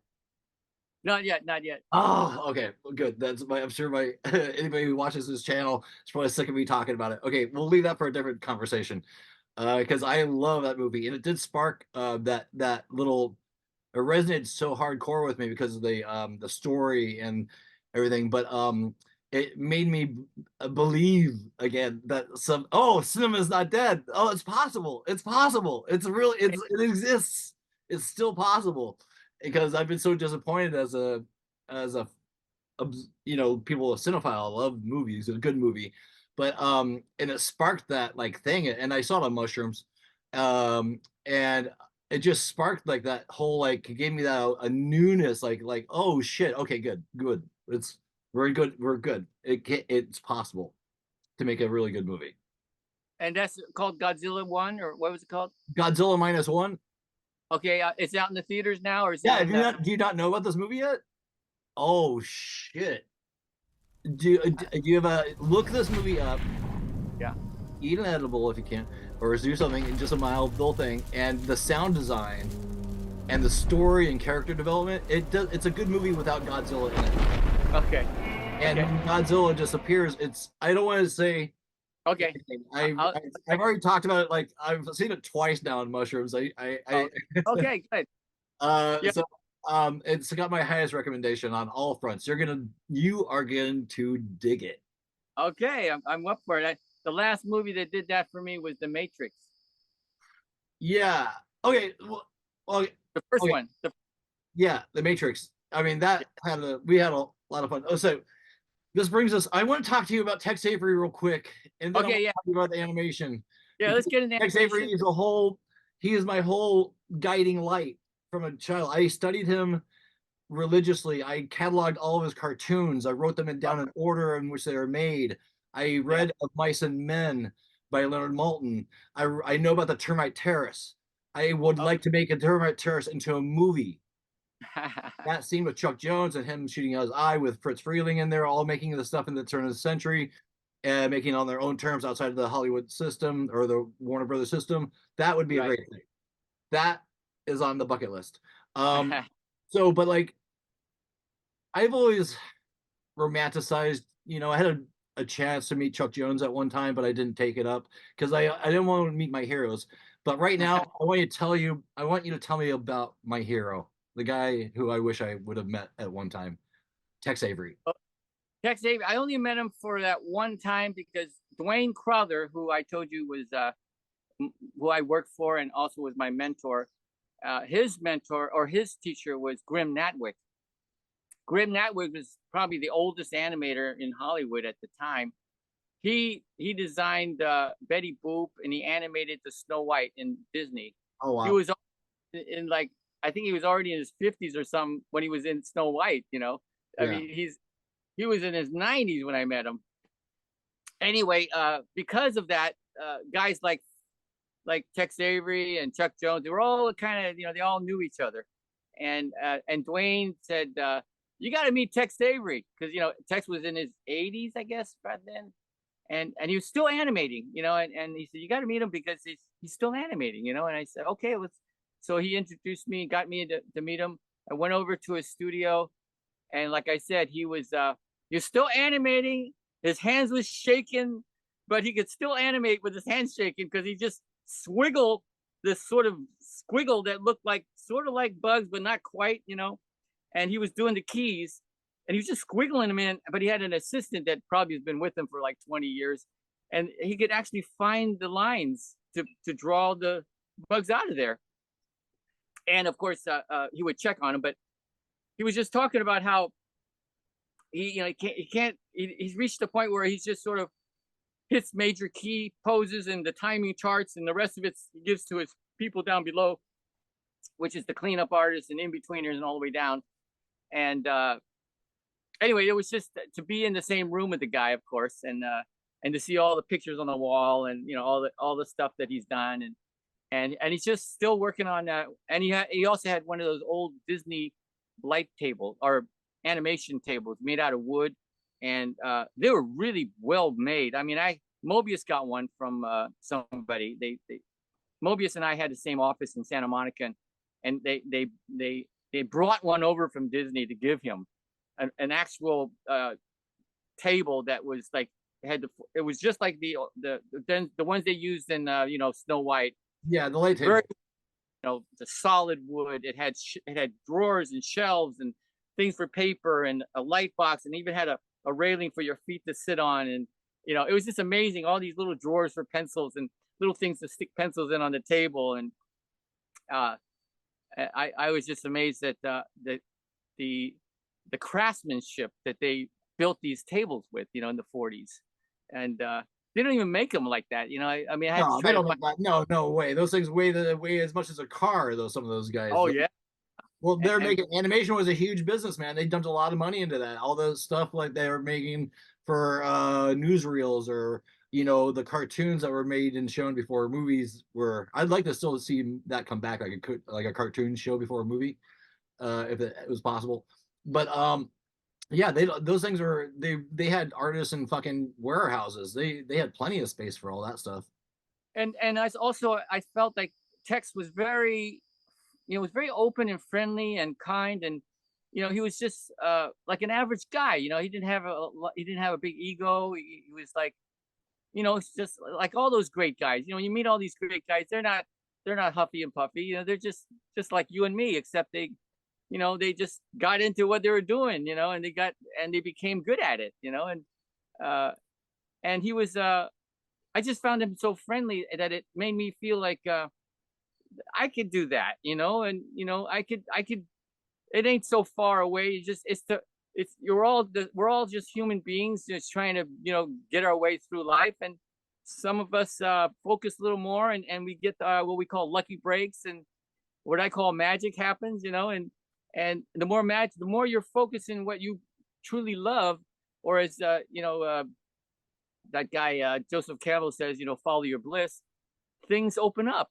The world opens up for you when you follow your bliss, and and I kind of followed my bliss, and I see all these incredible things happening in my life from that, and I could see how that happened to other people all the way up the line.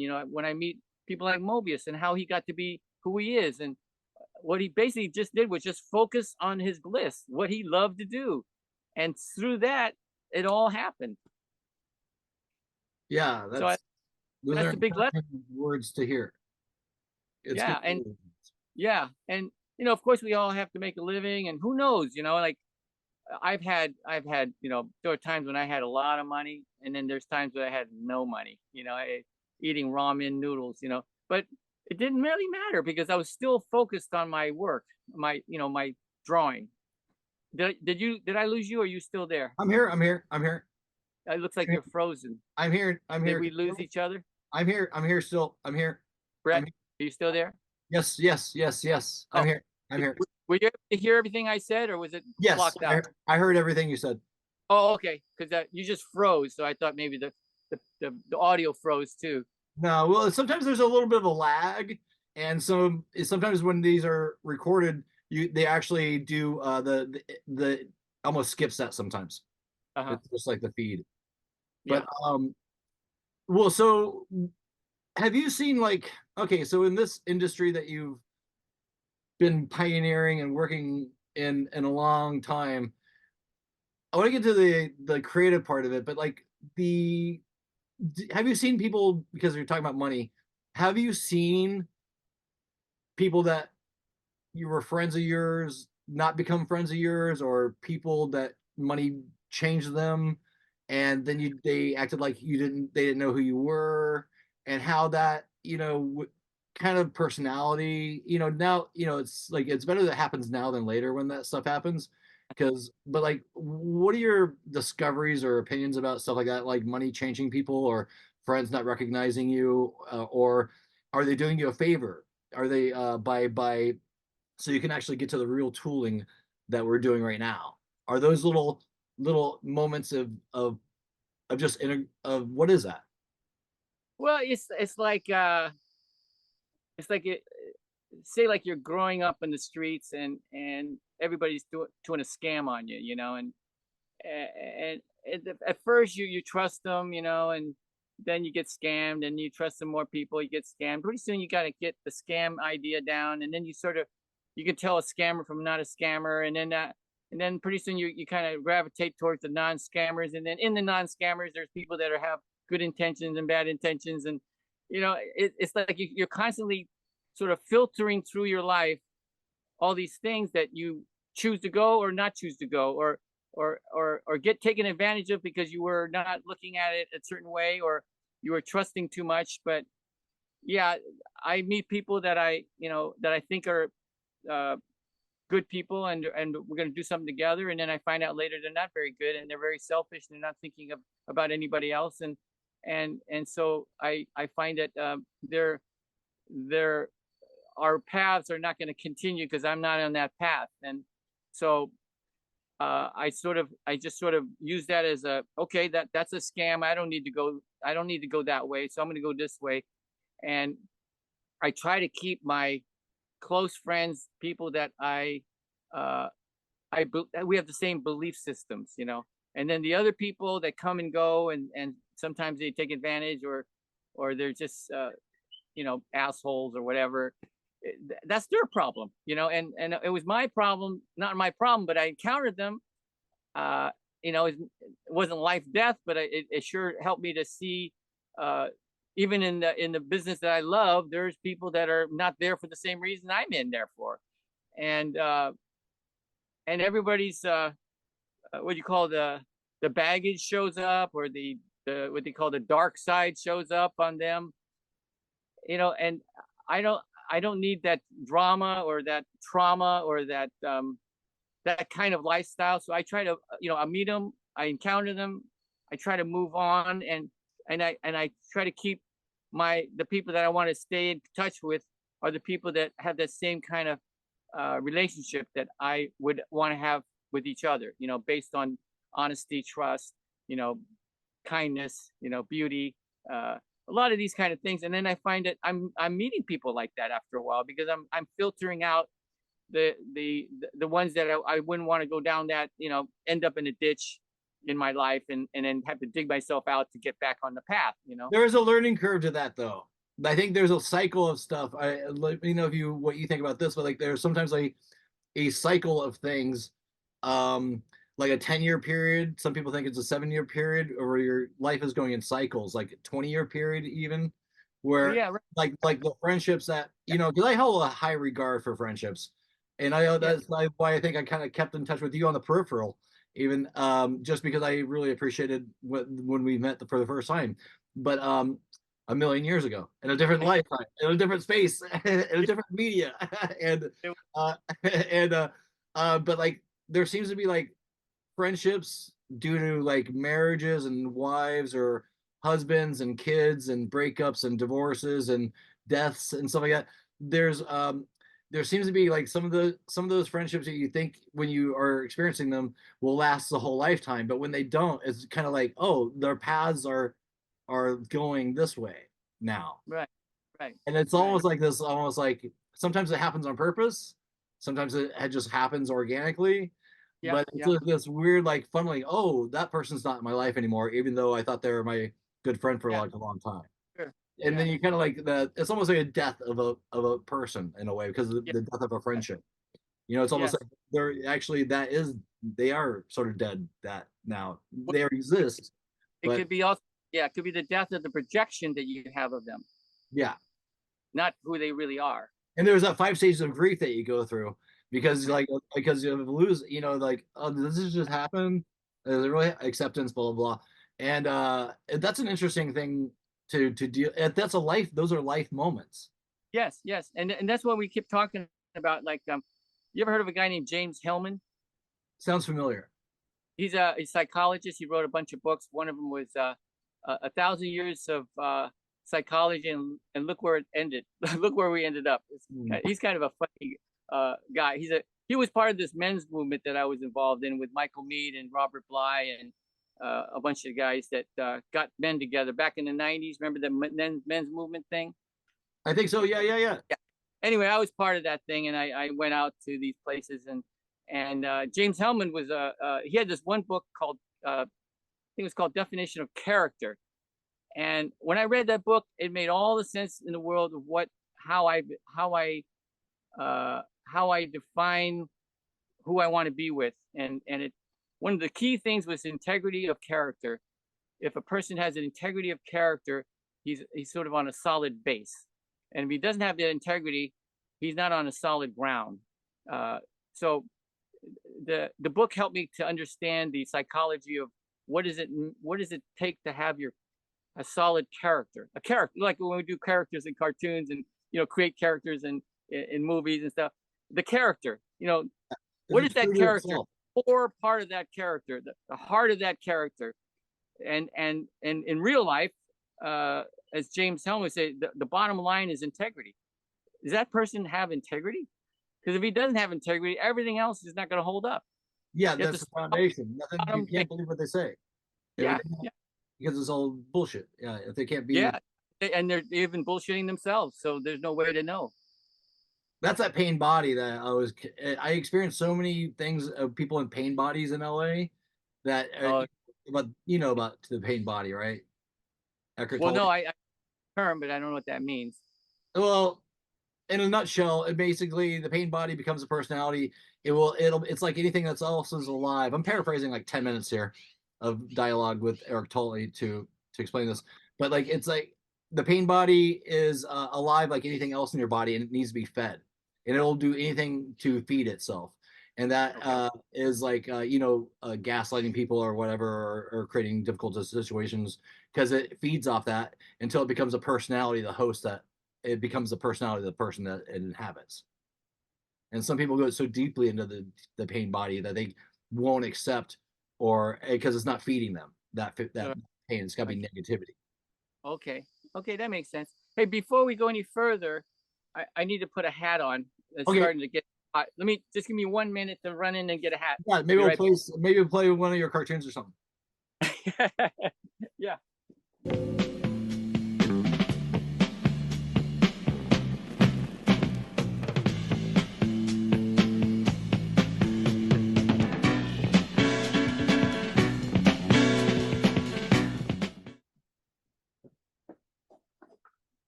This has been going great so far. You guys having fun out there? This is Brett's with Friends, episode 124, my first episode of 2024 with Arne Wong. We're going to get into the animation really soon. We're peppering it. Oh, this is what's happening outside. Oh, snow. Well, for me, Look at this. sun, The ice is the roads are like frozen, so it's like a giant you know that Tom and Jerry cartoon? yeah. There's a classic the Well, class. it's getting hotter now. It's probably in the 70s now, and the sun's Oh, out. And I'm this is starting the to yin feel. and this is the yin and the yang we're doing right now. This is great. This is perfect. It couldn't be better. I love it so much. I want to come visit you in Hawaii. I used to live I had a job at the Kona airport as a bartender. Oh Um, my God. I saved Yeah. somebody's life when I was over in Hawaii. I lived there for 2.5 months before I got island fever and had to get out of there. I lived Oh in a yeah. tree house in the back of a yard. I've come here many times to try to live, and I couldn't do it. But this last time, this is the time. This was the right time. So now I'm here, and we got 5 acres of rainforest. We live outside. I'm off the grid. We built this place over here. It's just it was originally an A-frame, 14 by 14 foot A-frame, and I expanded it out and made a bathroom and all this stuff. My wife said she's not coming unless I make a hot showers and a flushing toilet. No compost toilet, but a flushing toilet. Yeah, she wants a flush. A couple months I had it all up, and she came out, and we've been kind of living like this for the last since 2015. So it's like 7 years now. We've been living outside in the forest. No windows, just mesh screens. We have the power is to the solar panels right behind me. These solar panels. Yeah, I thought that's. And I got run at night if I don't have enough sun in the day. Catchment off the roof. I have one of those Walmart swimming pools as my catchment system, and nice. we got filters running through. I just finished building a new deck, so I have an extra room down. I kind of expanded out to have a place to eat and stuff. And there's something about living in the forest. I'll tell you. After now 7 years out, it's like living outside with a roof. There's something about the air moving through the night when you're sleeping, and also the forest has a presence that unless you live in it, you don't really get it. You know, when you live in it, you can feel it, but you can't really describe what it is you feel. But there's a connection, and it helps us. It sort of brings me back to some kind of a good space. So I'm very happy to be here. I'm happy that my wife wants to live like this. Not everybody wants to live like this. And then we got a dog.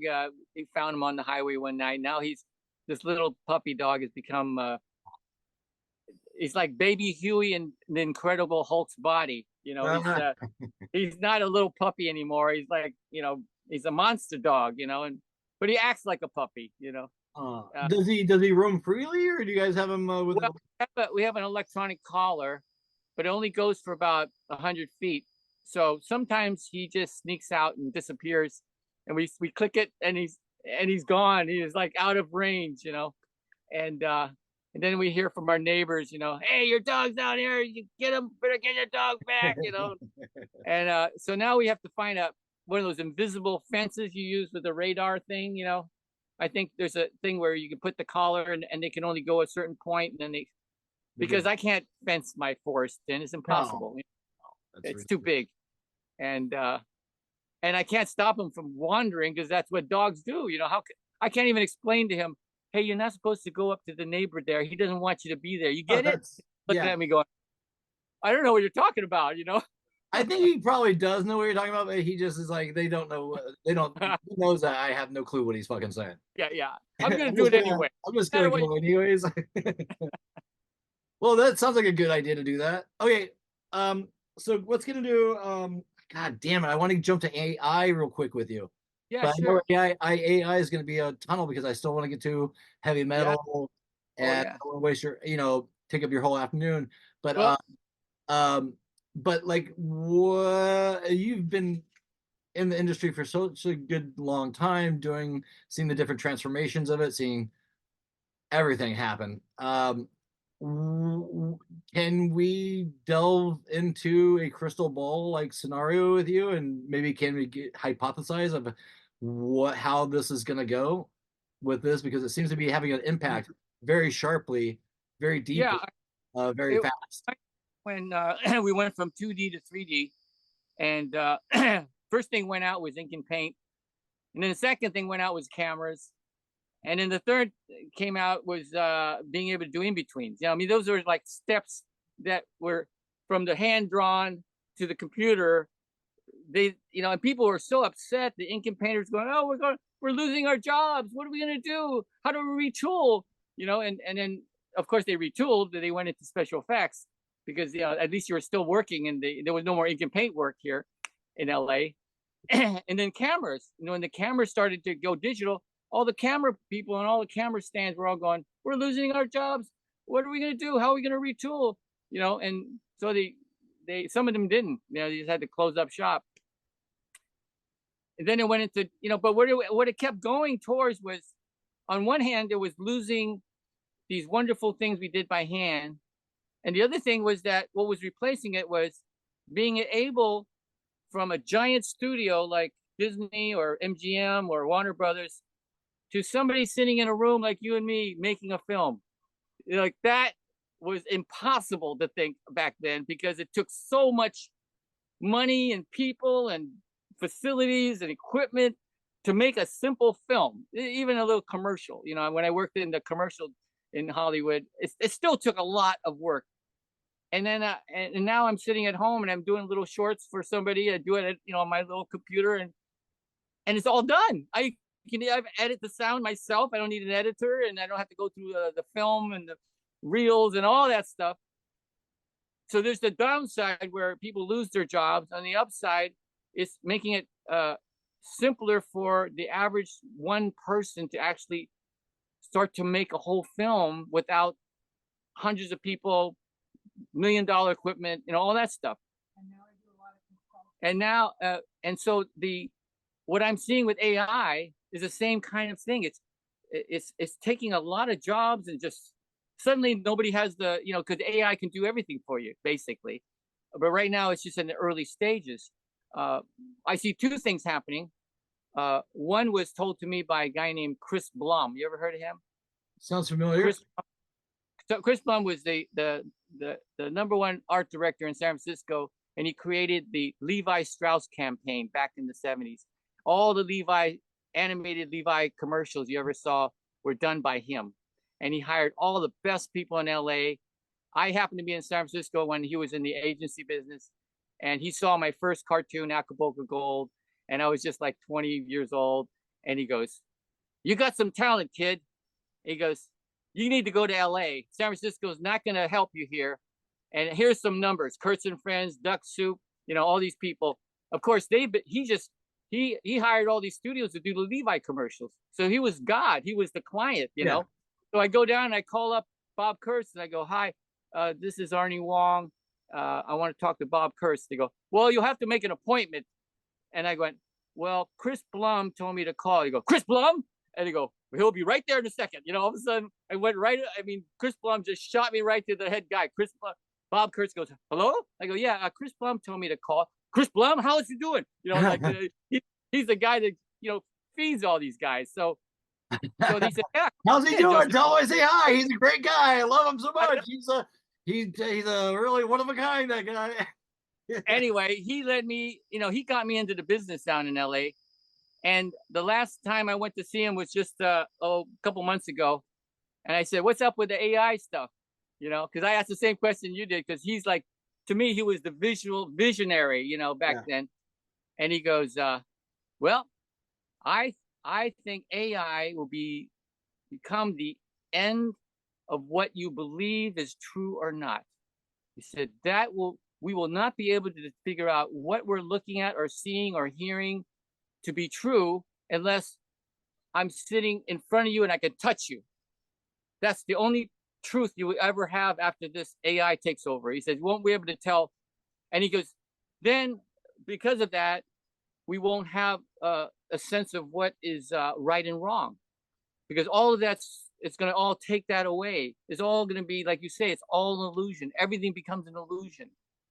On the other side of the coin, I see AI getting to the point where, say, like my hand, I got arthritis, I can't draw anymore, I can't animate anymore. You know, maybe I got Parkinson's or whatever. I can still talk to the computer and go, okay, animate Bugs for me. Make him bounce. Not like that, not like that. Make him bounce like, you know, like this, you know? Oh, no, not like that. I mean, tweak his head a little bit over to the left. Okay, yeah, okay, got it. Now, look, have him dance over there and hit that other guy. Okay, got it. Oh, no, back up. Do it again. And you'll be able to talk to this computer and it'll animate for you, because you can't do it anymore. But you still can control it with your imagination, your creativity, and your sense of timing and everything that you already know. So it's another dimension, but you don't have to physically be connected with it on that level. I think it's moving towards more of what is inside than what you have to do with your hands and what you have to do with computers and everything. It's becoming it creates the reality for you. And of course, it's going to be a different way of going. Just as computers were a little bit different, they started out with big clumpy letter, you know, hair, and everything looked plastic, and we all thought, oh, that's computer stuff. It floats, you know, it doesn't have any timing, you know. But look at it now, you know, 3D animation is like so tight that I'm blown away by how real it looks, you know. When I saw Benjamin Buttons, remember that one? Yeah. The guy, when he was a little kid and he grows into old man and he goes back. Yeah, I never saw the movie, but I know a lot of scenes from it. Yeah, well, the digital to make it look like human, you know, the digital transformation of him. Realities are starting to merge into fantasy. You know, it was really starting to begin. I started to see that, and the first time I saw, I think it was the Pixar film with the family that's the superheroes. What's that one called? You know, where the stretches. Yeah, The Incredibles, and the timing, and the Tex Avery squash and stretch was all there. It was there, and I was up to that point. I was going, they'll never get it like we did, you know. Yeah. And then when I said, oh my God, it's there. They got the squash and stretch down. They got the express. It's happening. They're doing it all in 3D, you know. And it's just a matter of you being able to direct the tool, direct the computer, direct the software to how you want it to simulate reality, basically. And I think AI is now going to be there. It's going to simulate reality, and all you have to do is give it direction, and it can create whatever you want. And that's on one side. The other side is we lose a sense of reality. We lose a sense of the human touch. Yes, the human connection. The human touch that you got from cell animation to now, like Roger Rabbit has that beautiful, beautiful, fun, one of a kind sort of situation going with it. Yes. No, it's true. Very true. Pencil and the paper. You know, that's the paintbrush on the canvas. It's exactly touch. I had dinner with Sid. But I think just real quick. I think it'll be where it actually will have the human touch. They'll supersede that and get to it. Yeah, we always swing back and forth, yin and yang. You know, we go down the deep hole, and then we come out, and we come out on the other side, and it still connects the balance back and forth, the yin and yang. You know.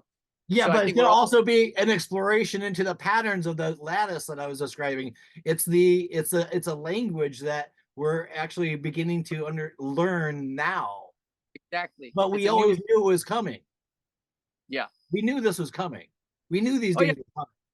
Well, look at the movies like Lucy and Matrix, and they were all giving us a clue of what possibilities were coming for us, you know, and letting our minds expand out a little further to allow those things to happen. I really think we're moving into some really amazing. I still, of course, I liked that I lived the time that I lived on paper and pencil, and you know, animation on film, and because for me it was always pioneering. I just felt like I was always sort of doing something I've never done before, and oh my God, the film reels, you know, cameras, and then computers started coming in, and oh okay, wait, oh okay, I could do that with it, I could do this with it, you know, but I can't do everything. I can't do the pencil and paper, but I could do the other things, you know. And so it's give and take, back and forth. But in the end, it allows an artist to truly expand their individual imagination and creativity into realms that could not be conceived of before, or even have the skills to do it. So there's it boils down to what? It boils down to storytelling and the core meaning of language, and how you you know, like a film is about what? What's the plot? What's the story? Why are you making this film? Those things become more important, because that's the gift that the human mind gives to the machine, so that the rest of it can be made. And I think that where we're heading, is that we'll be able to visualize and create stories that tell something that's important to the public or to wherever, that will become more connected. You'll be connecting directly to your core story, and being able to share that out with less time and effort, like making a movie that takes 2-3 years. Maybe the movie will only take a few months, you know? Yeah, it's unprecedented territory. Yeah, you don't know where it's going. The paradigm shift is echoing, and this is one of the echoes of it. I think it's just, as you know, we leapfrog from one technology into, and it transforms, and it's scary and exciting at the same time. Like the George Carlin thing that just happened. Do you know about that, George Carlin? No, no. George Carlin, they just made these guys over at Dudesy, Sasso or something, Will Sasso and his buddy over at Dudesy. Should I plug their website? Anyways, Dudesy.com. They made a video they have an AI podcast, and it's all ran by AI. You know, AI has their personal information, it develops their content. So they made and it's done, they're real people talking. They just they're basically their director, producer, writer, AI. And so they did a George Carlin 1 hour special, I mean, and all in AI with his voice, not visual, wow. just audio. And Kelly, they took the voice and then they made up what he was saying, you mean? yeah, AI used his voice and did new jokes for an hour set. And the AI came up with the jokes? Yeah. Wow. Where can I see? YouTube. But like, okay. I think Kelly Carlin is it's a very, this is where it's gonna get slippery. because that they can't call that a George Carlin special, because that's not George Carlin. Right. That's what they call it. So this is where the kind of the politics are like I don't know, you know, Kelly's doing some things. I can't speak for what she's doing and working on, trying to either sue or do anything with this, but or try to, I don't know what it is. You know, it's so obtuse. You know, how can you stop people from doing that, or even creating like new Nirvana songs, or you know, getting Jackie Gleason and old Honeymooners and doing 2024 Honeymooners, so like with the actual actors and their voices, and or James Dean. They're going to do. I thought James Dean was actually going to be in a movie. They talked about that a few years ago. Wow. Where he was going to be a supporting character in a movie. So like this is really slippery. This is where like the creative and the monetization gets, or even the legacy of a person like a Richard Pryor, or you know, Charlie Chaplin starring in a 2024 movie. Yeah. Oh yeah, that's all possible. So what happens when that happens? Well, like I said, we're losing a sense of reality, and because of that, we're losing a sense of integrity, because we don't know what we're looking at anymore. We don't know what's real. We don't know what's not real. We don't know what's true, what's is false, and that's scary when it comes to news. You know, look at it. We're already in that kind of, in a weird way, politically, where we don't know what's real anymore, and it's going to get worse. It's not going to get better in that way, where the illusion becomes reality. and on the other hand, like you said, we always humans have a sort of a knack to kind of land on your feet. Somehow we're going to come out of this with another way that can help humanity. I know, and maybe the other parts of it will go because it's part of the evolution of us. The whole thing about privacy rights and all that stuff will all kind of dissolve out in front of us, and we won't know it. We won't know what we're listening to anymore, or what we're hearing. Like you said, you don't know what's real, what's not. We don't know what's anything, and that will be a chaotic time for us to try to find what's real. And then I think that's when we're going to start to look in and, well, what's real for me? What's real inside me? I'm just a reflection of the outside. So if the outside world is completely chaotic and we don't know what's real, maybe it's because we don't know what's real inside. We don't have a sense of our. We're already assimilating to everything on like a moment to moment basis, second to second, quantifiable thing. Like when this is applied to automotive and science and medicine, like it's already being applied to. I mean, I think people's relationships with people we're going through a transformation, like because we are having relationships through our computer, such in this case. Yeah. And Yeah. so we're dealing with people not on a face-to-face level, because people, it's like remotely, you're working your life remotely from your house. Amazon, blah, blah, like this is that crazy moment in time where do we stop becoming human? do we fully assimilate with the computer, where we get the chip in the head and the it's just such a quag. Like the thing is that this isn't new news, though. This has been that's a conundrum. The echo of it is like, where does it, like, okay, because I think we can see into the future a little bit based on the patterns of what we've seen. Yeah.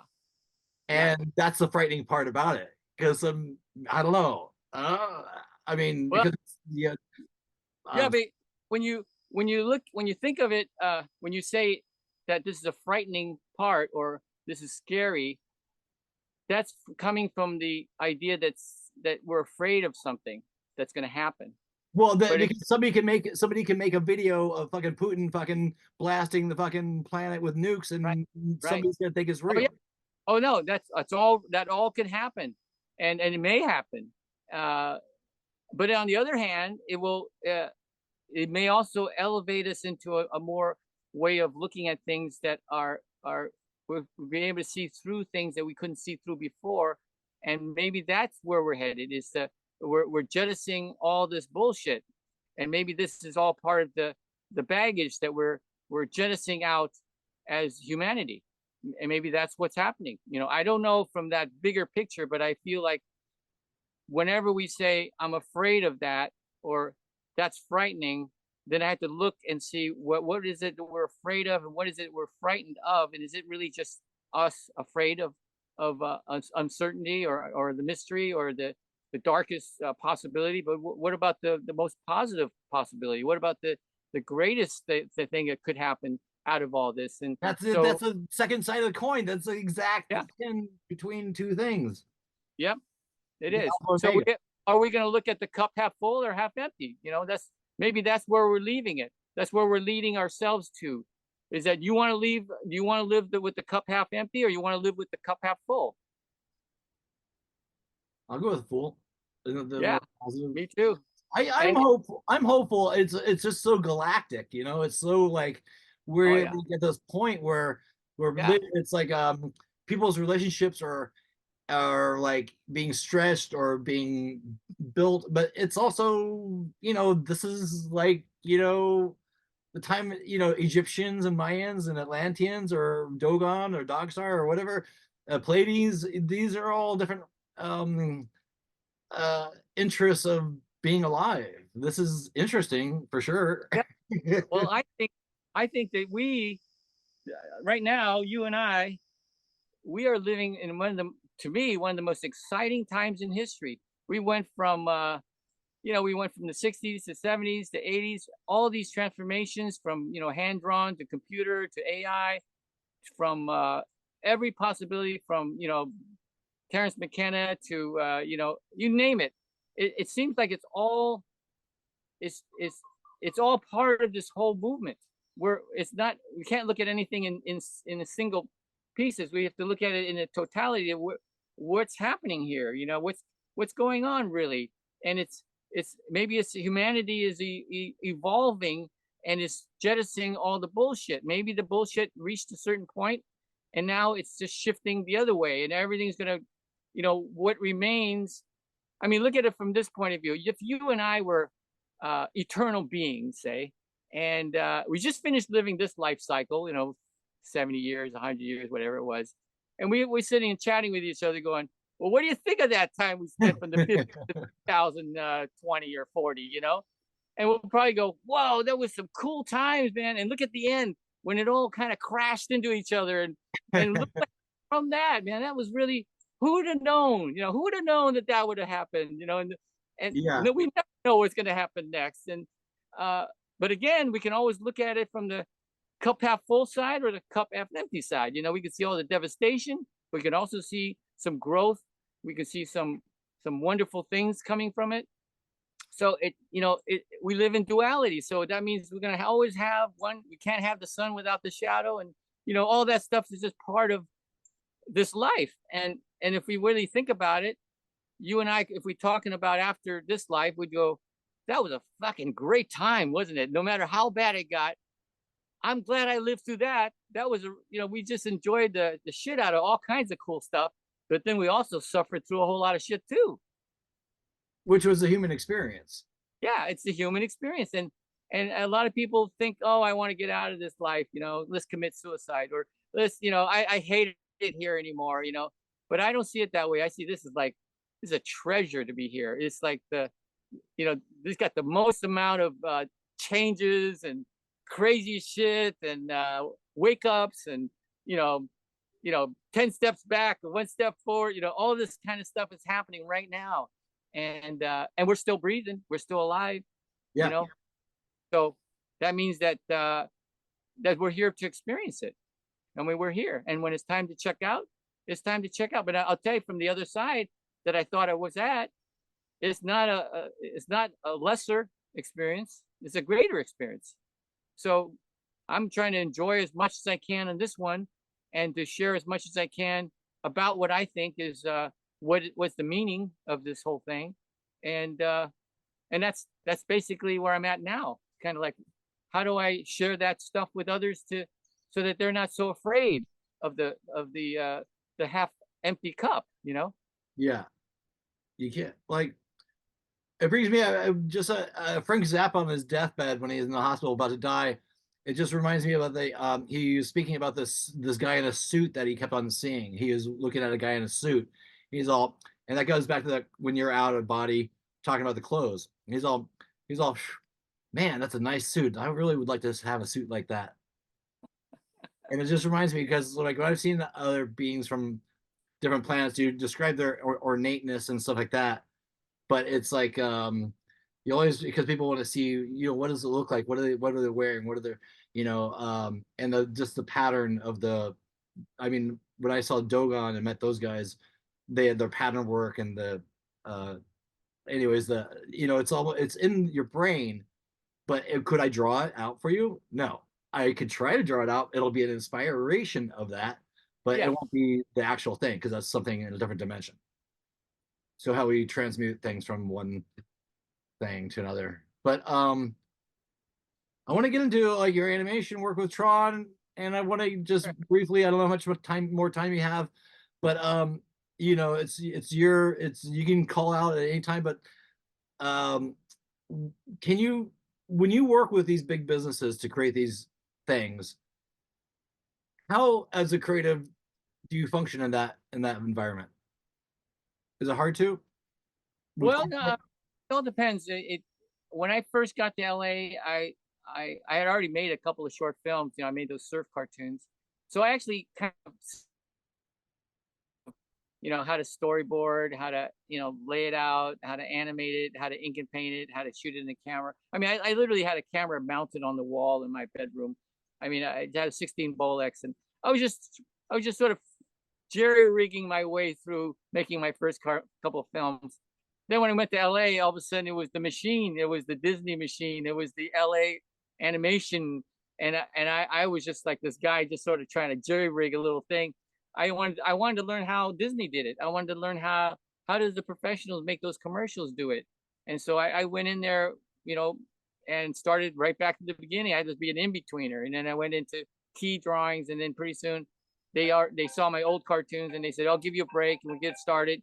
But it wasn't until I was directing commercials that I started to have a sense of control of what it is that I want to do.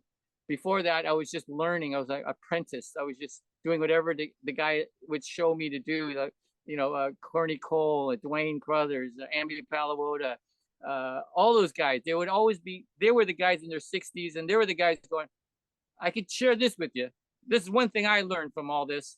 Here, take that, and everybody would give me something from their life that they knew that if they gave it to me, it would save me years of getting to that point, and I could just get there right now, and then I could keep moving forward. It's like the baton, and I did the same thing when I had my studio. I get these young guys coming in, and one of those guys was Peter Ramsey.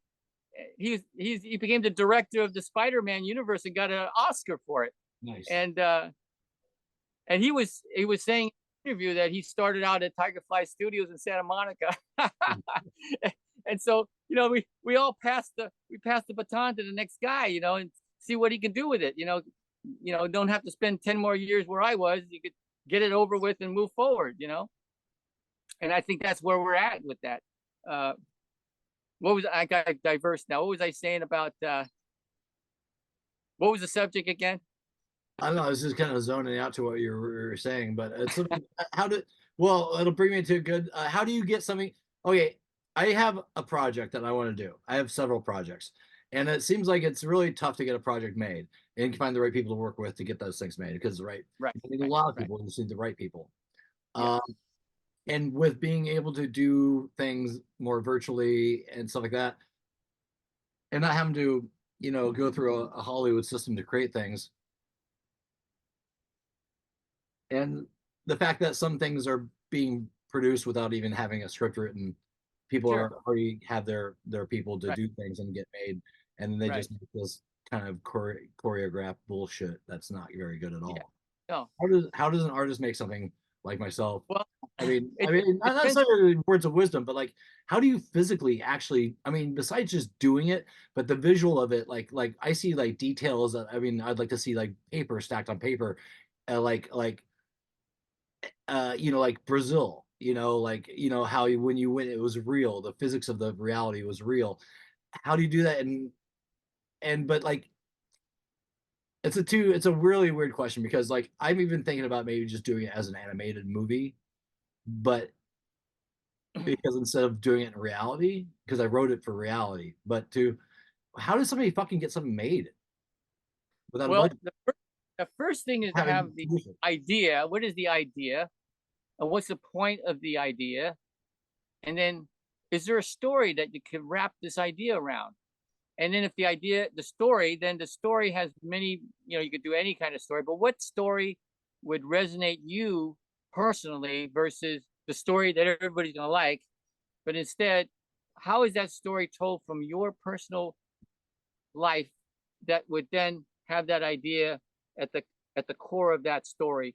And then from that, you start writing over, and maybe if you don't know how to write, you read all those books. I read a bunch of books on screenplay writing and how to write, how to make sense of a story and all that kind of stuff, so that when I had some kind of at least a structure, beginning, middle, and end. And then I would get a lot of the old Disney books, Art of Animation, and they would talk about how we took that story and broke it down into sequences, and then how those sequences lead the story forward. And there's a curve, there's the climax and all these things. Now, these are just techniques that Shakespeare and other people came up with. But they're solid. They last. The story seemed to last more than a decade or two. If they last 100 years, means the story actually it's gonna last. It's not Archetypal. it's not a fly by night. Yeah. So then you can also do your research and go, what about this idea? Is there a story already done? Did somebody already tell that story? And if nobody's told that story or in the way that I want that story, then I got to inject my part of the story into it so that it is really personal and it resonates with me. Because if it doesn't resonate with me, it's not going to resonate with anybody else. And then from there, start to visualize what it doesn't have to be animation or live action, but is it okay? It's people. They're doing this. Oh, what if they're rabbits? Or what if they're snails? Or what? How would that story change? Oh, wait a second. Who am I making this story for? Is it for my age group, or is it for third graders or fourth graders?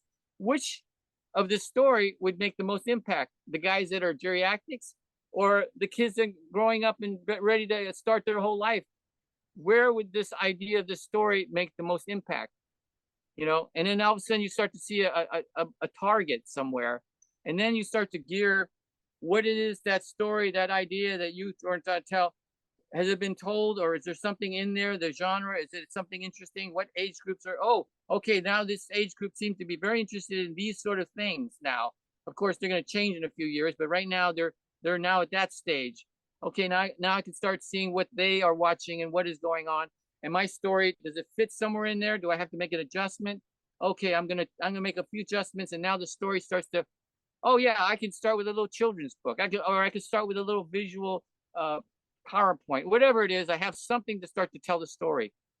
Am I a good writer? If I'm not, I'll bring in a writer. I'll be someone that can help me write it. If I'm not a good visualist, I bring a visualist. So it's a team now. We're all kind of visual, story, and direction, which is you're the director. So now these things are starting to fall together, and now I'm starting to see, okay, I can see this as a 10-page children's book. All right, we'll start there, and the next thing you know, we'll see if we get a following, because am I in the right market? Is it? Oh, actually, if I'm in a young market, it's really the parents. I'm not even. The kids might like it, but it's the parents that buy it. They're the ones that actually decide what the kids get to read. Yeah. Okay, then we have to add in the element of the parents. What do they want the kids to know? And now I'm starting to get a more focused view of the story and the idea. And for instance, Dora the Explorer, I helped develop that, and we started out with, well, what are kids that are 5 years old thinking? What I looked and what was the biggest show on TV was the Teletubbies. That was it. I thought the Teletubbies are completely psychedelic. Like, yeah, I saw that for the first time. Like, I looked at a little bit. I was like, yeah, I feel like I'm on acid watching this thing. Yeah. Okay, so we had that, and I said, well, what can we do for these preschoolers that would help them? Well, you might get lost going somewhere. So how are you going to teach kids not to get lost? Well, and then let's teach them a color. Let's teach them a language. Let's teach them Spanish. Azul, and the basic stuff were elements of teaching, because parents really want those kids to get a little leg up on, maybe to learn something, entertain, have fun, but then they're also learning something fun, so Dora became this thing about fun, learning to not get lost, have a map, things like that. And the ingredients, it all gelled together. We tried it on late night at Nick. It bombed. Nobody wanted it. Back to SpongeBob, back to Cat Dog, forget Dora. And then about 6 months later, hey, Dora's picking up traction. Okay, everybody back on Dora, Oh, you froze. You're frozen. You're frozen. We keep moving. You'll come back in a sec. I mean, we'll wait it out. It'll happen. We'll be in real time soon. Real time. Do a few more, and then all of a sudden it just shot into the stratosphere. Made more money than all the other. Oh, what happened? Did you lose me? I lost you for a second. Did you get all my? I'm not sure. I'm not sure where it when it went off, but what was the last thing I said? It went someplace or it right after you like it blew up basically. Like What blew up? Dora the Explorer.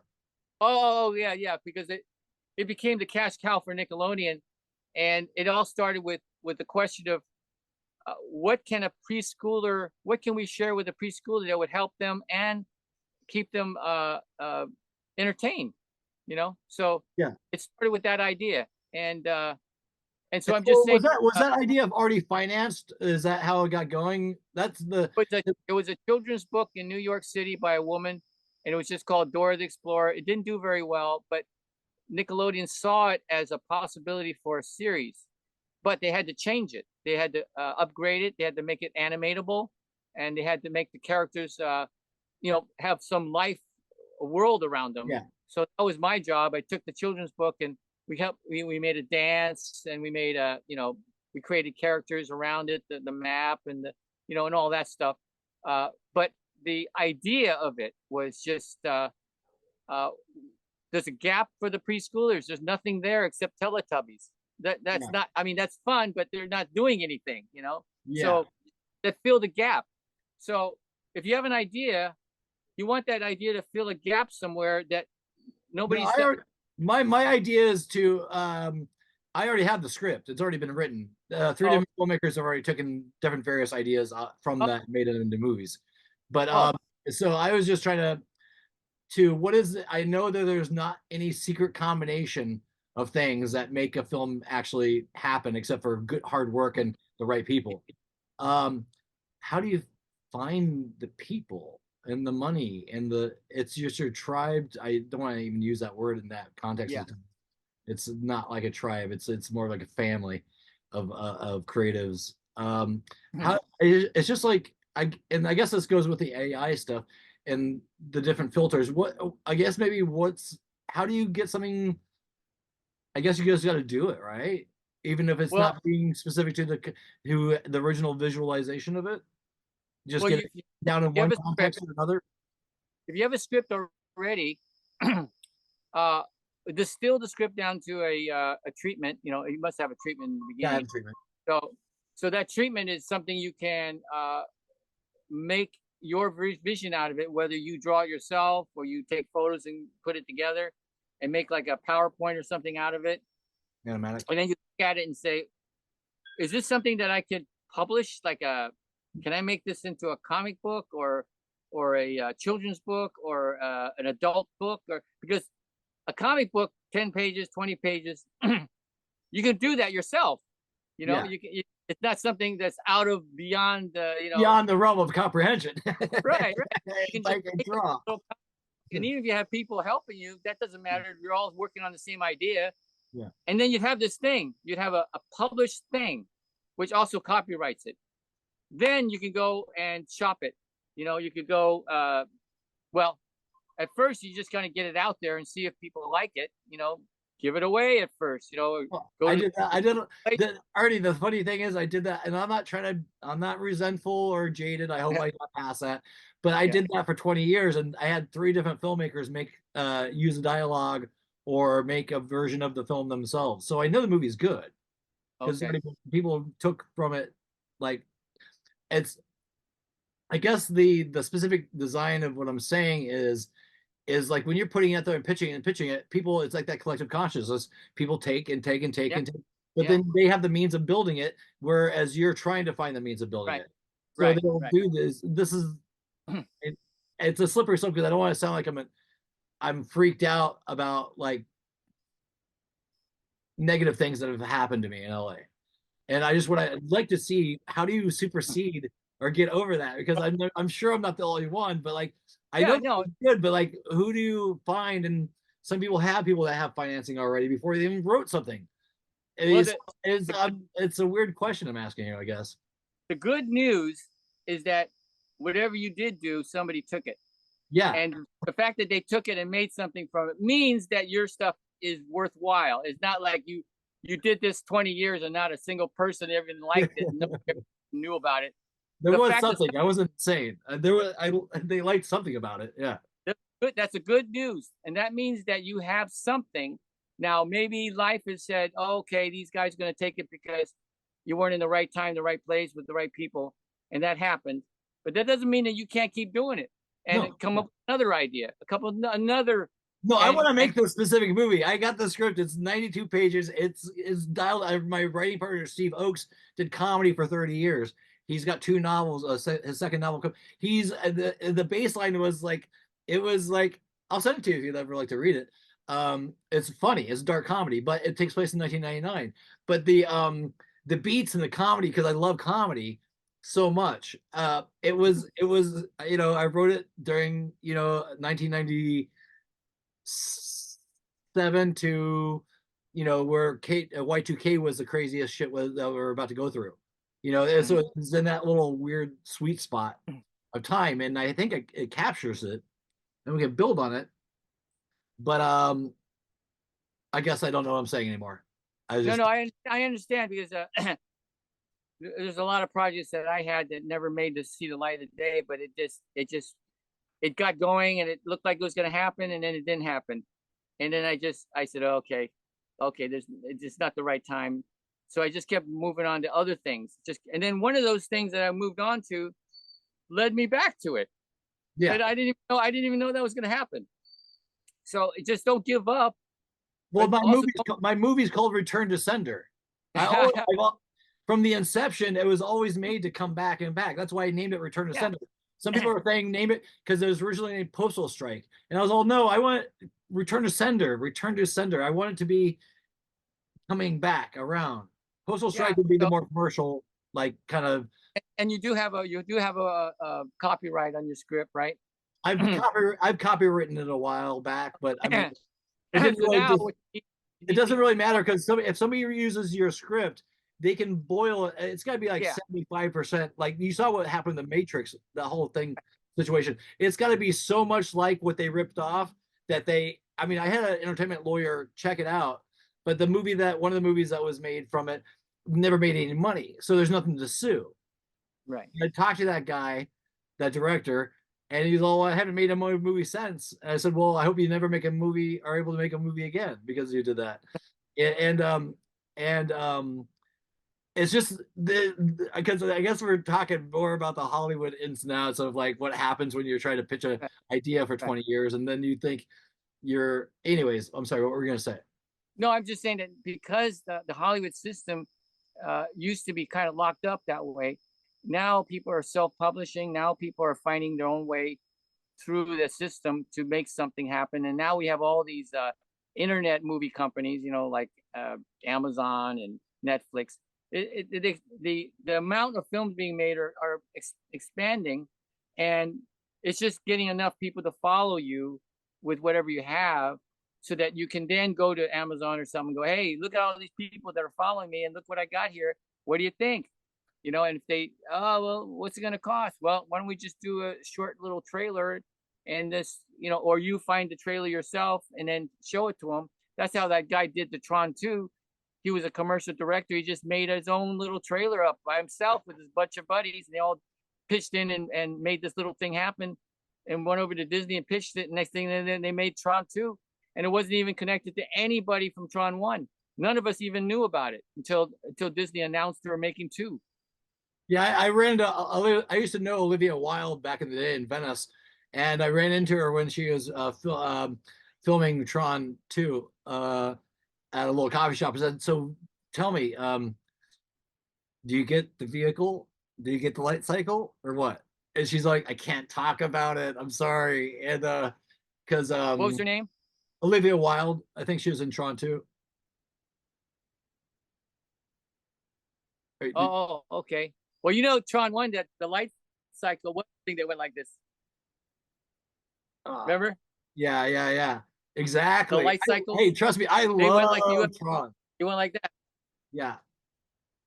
The alien.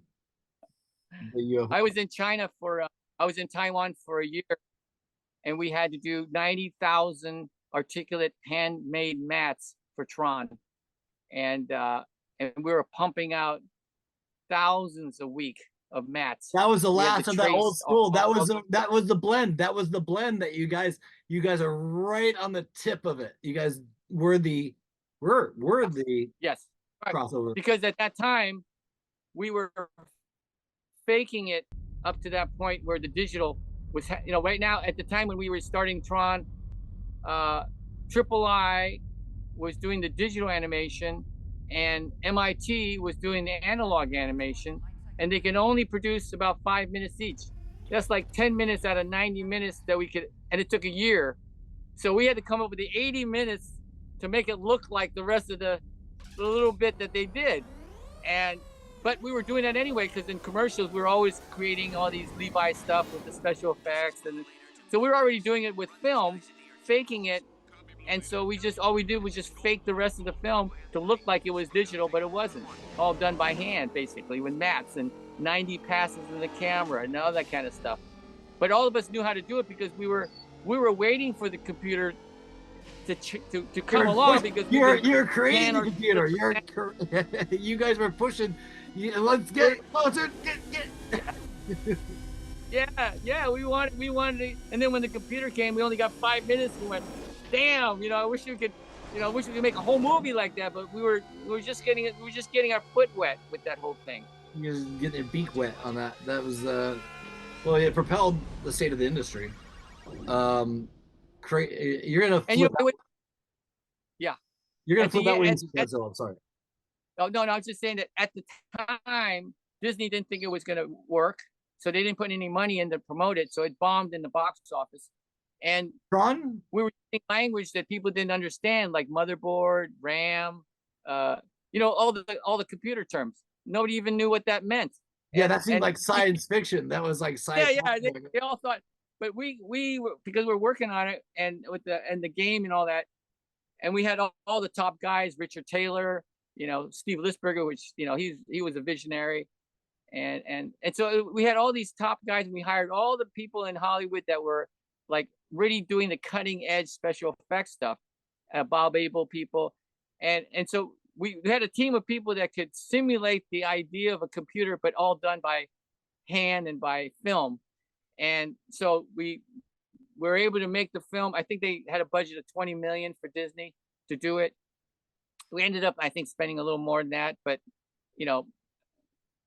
and we all thought when we saw it, when the whole crew sat down in the theater and watched the first run of Tron, we said, "Whoa, man, we're gonna be working like this for the rest of our lives," And then Disney just bombed. They didn't put any money out. The Midwest never even saw it. Only the coastal cities saw it. The thing bombed. It went underground, and then it showed up at art houses with that Rocky Horror Picture Show. Yeah. I thought it was. I gotta take a quick whiz. I know I don't want to keep you too much longer, but I have got to go one more time to the bathroom. If you okay, I'll do too. Okay, we'll come right back.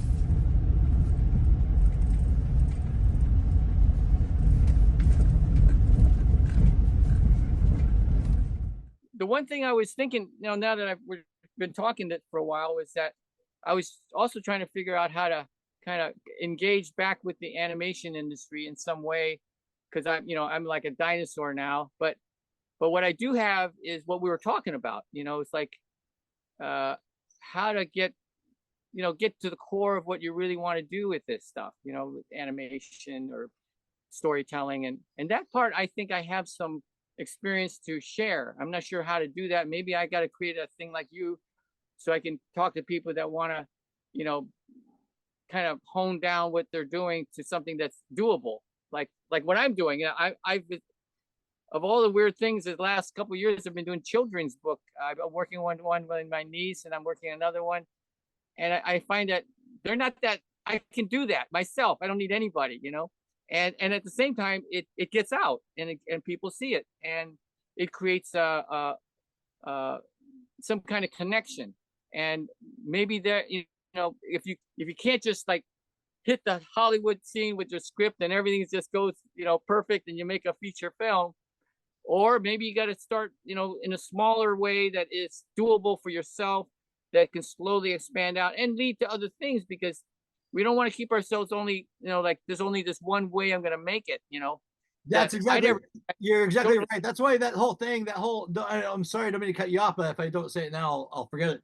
But that's the whole thing about the experience of the 25, 30 years in LA. And yeah. it's more, it just comes back to the work. That's why it's like, oh well, okay. I'm not even divorced from that. Might not even happen if it's money in Hollywood. There's many different ways to get to do your things, and even on a string shoe budget, even if you don't have the papers stacked up like I wanted in Brazil that look like the detail work and all the tactile, you could see it. It's a physical form. There's still, the idea is still there. It's still a good fucking idea. It'll manifest. If it doesn't, it doesn't. But I can always create wherever I'm at, and this is about bringing it inwards instead of like trying to stretch out, because I saw what happens. I know what it looks like to live and die in LA. I've had friends that were super talented that never got to create what they wanted to ultimately create in their inspired few lesser than they should have had lives. And so we're still alive. We're doing it. It's just it's like Bruce Lee, water, be water, get over the drama, the trauma, and the idea still exists. And it's a good idea. That should propel, if it's, the proof is in the pudding. It will do itself in one. I'll paint it. I'll just fucking paint it out. Like I could do, but I guess the cinematic idea of it, I would, because I'm in love with cinema. It was the inspirational. I love Airplane, the movie.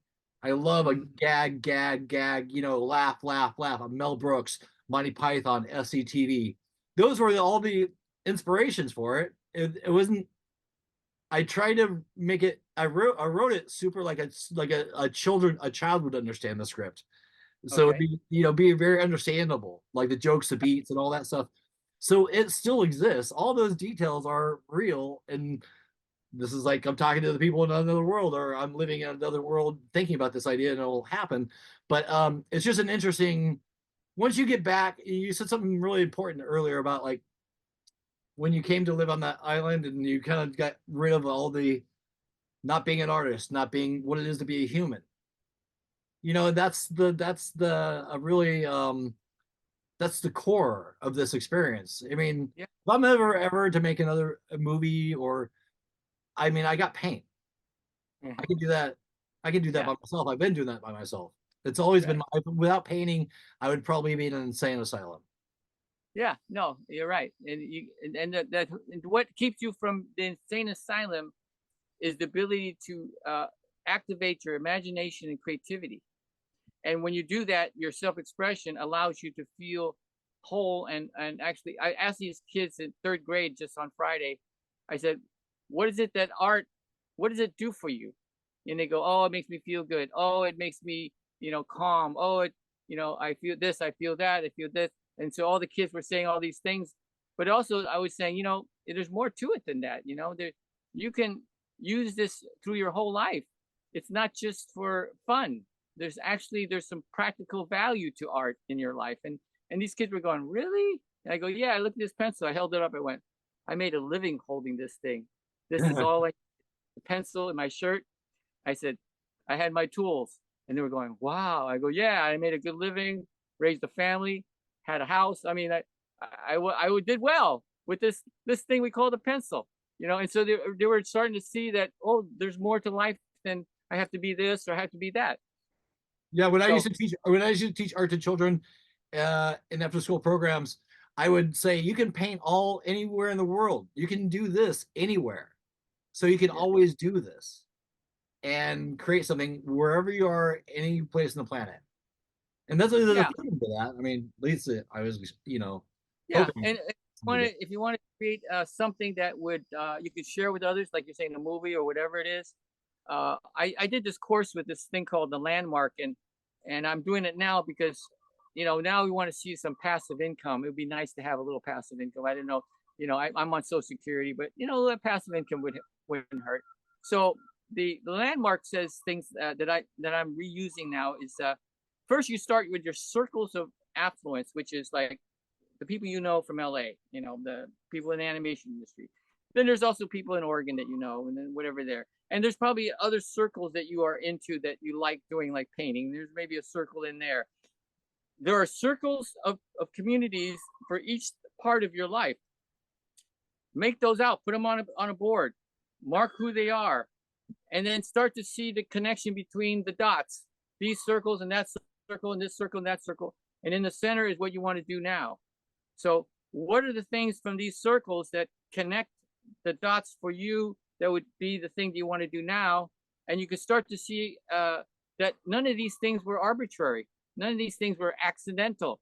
All these little communities and circles you created in your life are leading you to something next. And they actually, maybe there's only a few dots in each one of the circles that actually are making a connection. And now you start to see, oh, well, there's a guy that can connect me to that, and that person can connect me to that.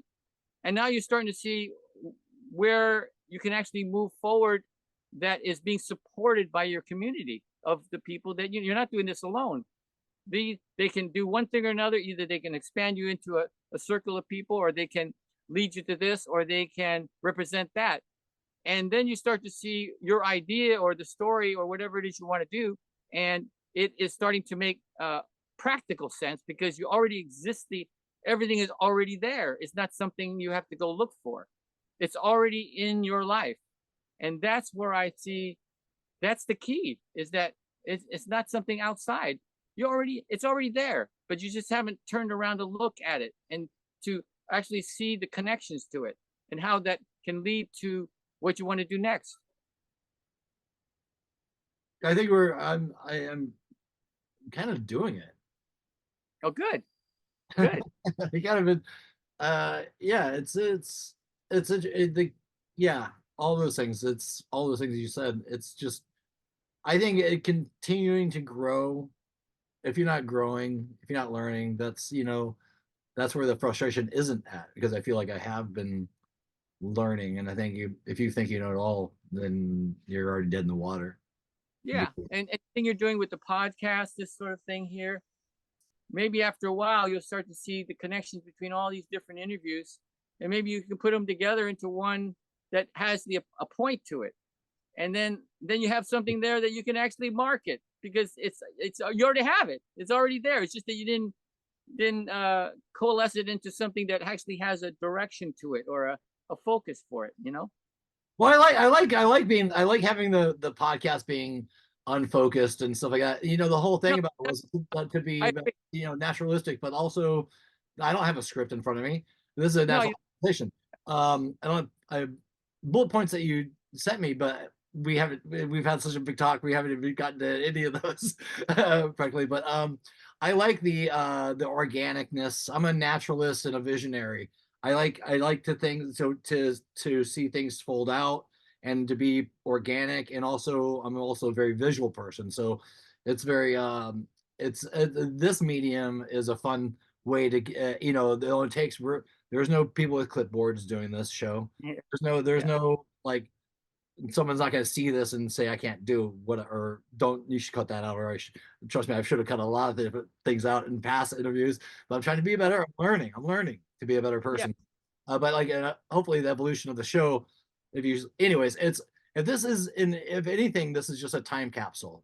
This is just capturing moments, and which is the exciting part of it. And plus I'm learning, and plus it's also my social. So it's checking, and plus I get to talk to you and learn and reconnect with you, and so it checks a lot of boxes without spending any money or having anything, and it is a pretty. But I can also see in the future, looking back at all these interviews, there's going to be a thread there. There's going to be something in common that you can actually glean out from all these different interviews, and it becomes something that is about a particular point that you feel that everybody would benefit if they could see all these things coalesced into some kind of a point to it, and it's all different people talking about it, but like I said, I'm sure there's something in all the different interviews that have commonality. Well, I feel like sometimes it's like it's a documentation of a moment, and it's also people's lives living in this kind of moment. Like, you ever see those old news interviews, or those old interviews of people from 1905 or something like that, where they do people on the street and interview them, and how they were reacting or talking about, like, I saw this interview with this what's with the heater here, with the I saw this old woman that they interviewed from like 19, I don't know, maybe it was 1907 or something like that. Or they and she's all, it's just inspirational because I love all the old timey stuff, like talk about multiple realities. I feel like I've lived lifetimes in those eras. And that's why they resonate. But like this one woman, she's like a 70 or 85-year-old woman that they're interviewing. She goes, "Oh, I remember, this is like like first footage of like people doing interviews. I remember when we came, I saw we liberated the red man from, I was a little girl, I was like 6 years old. We liberated the red man from the whatever state she was living in. But she was like 100 years old at that point. Like she saw them coming over and colonizing, and seeing Native Americans for the first time as a 7-year-old child. So it's just capturing moments, reality. That's what a good film will do, is it'll capture a moment in time that supersedes the medium of what it's being told. That's not like this is that, but like this is fun to do and learning and expressing, and those are all good things. Yes, I think it is. But I also think it's not a coincidence, and it's not meandering. There is something coalescing for you and for me. The point we're even having this conversation, there's things that are coming together, and when I end this with you, you've given me lots of ideas, and I've given you lots of, and then we just take it from there and keep moving. It's all about the connections, like you said, and where it leads, and where we're all kind of looking for in our lives. Yeah, because it's about the foundation, I'm sure with you for sure, is the fun and the experimentation drives me, because it'll create something that is beyond the epithet of the original idea, but yet it's the inspiration of it. And if Yes. you are inspired, I think it shows in the work. Yes. So you can, as opposed to like something like the Marvels, or something Yes. that's not made, is very made by a machine corporate, and to check boxes on in demographics and markets. And then, as we know, that non-specificity to its physics of what it is leads to bland oatmeal. Yeah. It's not for anybody. It's so watered down and non-specific that it's like explosion, color, purple, yellow, blue, yellow, green, whatever. What are we doing here? Tell the story. Right. What's the story? What's the story? That's the thing. And I think the storytelling is where we really share our experience, and like you say, to inspire other people to do the same. to Is trigger to that, to trigger that, to trigger that. yes, Hopefully, yes. if you can inspire anything, like when I was teaching children, and you get 30 of those guys in a room, and they use up. I had this little girl paint do a Crayola crayon. She's adorable. On an 8x10 piece of paper, did a heart. I said, okay, everyone, let's just do a heart on the paper. And her heart was like from the screen of mine, it was like filled like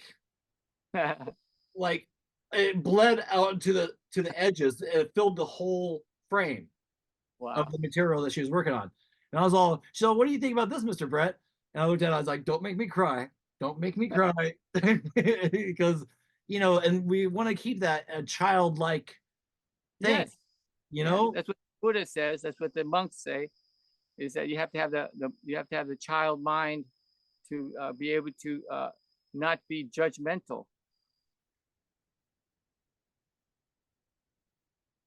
And open. That is Yeah. being, yeah. And not judging. Not categorizing everything already, but just being open and accepting without prejudice. You know. That's a big deal. Yeah, to remain. I think I've gotten there. It took a while. It took a while. It took a while. But I feel like I'm getting back into the fun of what reality is. It's like, you can have I shoulda, coulda, woulda done. I shouldn't have done that. Back and Yeah, forth. But you're in a race. You're in the woods. I'm in Oregon. We're having this. We're mm, not aggravated. We're yeah, not tense. This is better to be. It might yeah, be cold here, but yeah, it's definitely. I'm not having more angst that I'm better now than I was 5 years ago. yeah, yeah. Me too. It's the state of mind and the state of heart is something that we're all striving for, and we end up doing a lot of stuff that were told us that we had to do to be this, and never got to it. Like Hollywood. And it wasn't until I left Hollywood that I could see that there was more than that. And I thought when I was in Hollywood, I thought that was it. If I could just make it to there, I'll be okay. But I saw a lot of people there and they weren't happy and they weren't fulfilled and they were still hungry ghosts. They weren't there yet. And Yeah, that and I yet know some. I found the thing that tripped me out so hardcore in LA, and this is after being there for years. I was starting to realize that a lot of the people that were in the industry making successful livings didn't even like movies.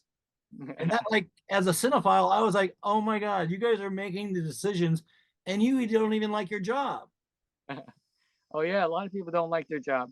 They got into it and then they found out it's not what they thought it was. And They just but could now do it really well too. They could do it really well. They found they did that really well. Whatever their success was, granted, they did that really well, but did they like what they're doing? No. And it shows in the work. yeah.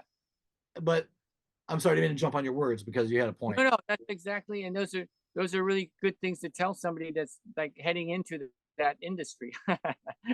To know that you're walking into a it's not what it's not all pretty and everything's going to be wonderful. There's it's a pretty rough road and it takes a lot to survive in it. And if you do survive in it, you just like Timothy Leary, you got to get in and you got to get out. You tune on, turn in, no, turn on, tune in, and then drop out. And that's the key to everything. Is like you tune in, you get it down, then you got to get out of town, because if you don't, you'll end up going down that road where you're not very happy and you're caught in this sort of weird world that you feel like you have to stay in it. You know, Well, I it's got and it can get like that too, where you get boxed in, and as like an empath or like a light worker, you know that this is a certain amount of time, and this is a moment, and I'm gonna do the work, and I'm gonna get out of here because my work yeah, is done. It's that's it. That was it. They're all. I don't. Some people want to buy a painting from there. Oh, I know where to find you. I said, no, this is me having 30 paintings on a sidewalk isn't an everyday thing. Don't you take my card, but you never get, oh, I'll come back in. I know where. No, life isn't like that. This is special. yeah. So yeah, I think that yeah, I'm looking to see maybe I can do something not only with the children's book, because that's what I've been doing lately, but I like this idea, the exchange of trying to inspire and understand what the whole idea of what are we looking for, why are we here, what are we doing, and using art as a kind of a subject or a common denominator to work through. Have you ever thought about doing a podcast? Why don't you just do the Arnie Wong podcast and get all your friends together and explore these ideas? That's that might be interesting, because I got a lot of people in there that from LA, and I'm I sure. mean, like Blum, I got all these people that I know. I'm sure they'd have something to say about their time in LA. Yeah, yeah, and also the exploration of things that you didn't know about them. Like I've learned Right. so many things. We Yeah. haven't touched on Tai Chi with you, which I Oh really yeah. want to talk Oh, about. Maybe we can get that soon. But like, I mean, I think if you're, I mean, as doable with your Wi-Fi connection and where you're at, creative, like with that location, why don't you just do the Arnie Wong podcast? I mean, I think you're. I mean, Rick Overton, the comic, told me on one of the podcasts that something that resonated really well. I said, well, because he's done with the podcast world, he was like one of the pioneers. He's had, he's a character actor, writer, done a million different things. And he said, well, I said, tell me what I should know on this 50th episode. And he's all, well, let it be what it is or what it isn't. You don't have any goal. And I was all, well, that's the whole goal. There was no goal. And Yeah. so when you do something like this, it's an exploration. It's fun. I don't know where everything's going, but that's part of the fun. And the whole purpose was to inspire and document and and also be a social outlet as well, because a lot of social activities aren't happening as they were. Like, If I did a podcast, how do I where do I put it up? this Just is put it on on, this is going to be on YouTube. just go on YouTube and then just wait Yeah. to see. Yeah, Oh. basically connect all your, put on your website, connect all your, your things together, and you know go like that. I mean, I don't have a lot of followers, but I mean, I do. We're a motley crew. There's a people that every episode's special, and every person that subscribes to this channel, push like and subscribe, bros.com. But I but like I think it's a great creative outlet to share. Like, I've shared my films on here. I've reconnected with old friends on here, and I've also uh used it as an umbrella to do movie reviews as well. Oh, And wow. and I think it's a great communicative device. I mean, look at Conan O'Brien left the fucking networks and has his own podcast. Everyone's Well, got a podcast. Everyone's got a podcast. But there is it's so specific, I would think that the people that find this podcast or have found it would share. I mean, I try to share it like as much as possible and get people that come on the show to share it as much as possible. But a lot of people that come on the show don't share it at all, which is really interesting. But because they don't want to be part of the promotion of it. But it's a whole, I don't know, it's a very it's not labor intensive. The only thing I had to do is yeah, move my desk around from the opposite yeah, side, put some lights on this painting that I wanted you to see. Um, yeah. but I mean, it's organic. It's growing. I mean, you're my 124, but I mean, Wow. I think it took me about April of 2020 to get to 124 episodes. So it's like Wow. what, 3.5 year period. Uh-huh. But it's such a great outlet creatively. No Disney execs behind you. How No, often do you post your things? I mean, I post them as I'm gonna edit on this and try to edit in some visual stuff for what we talked about. But I'll have this posted tonight.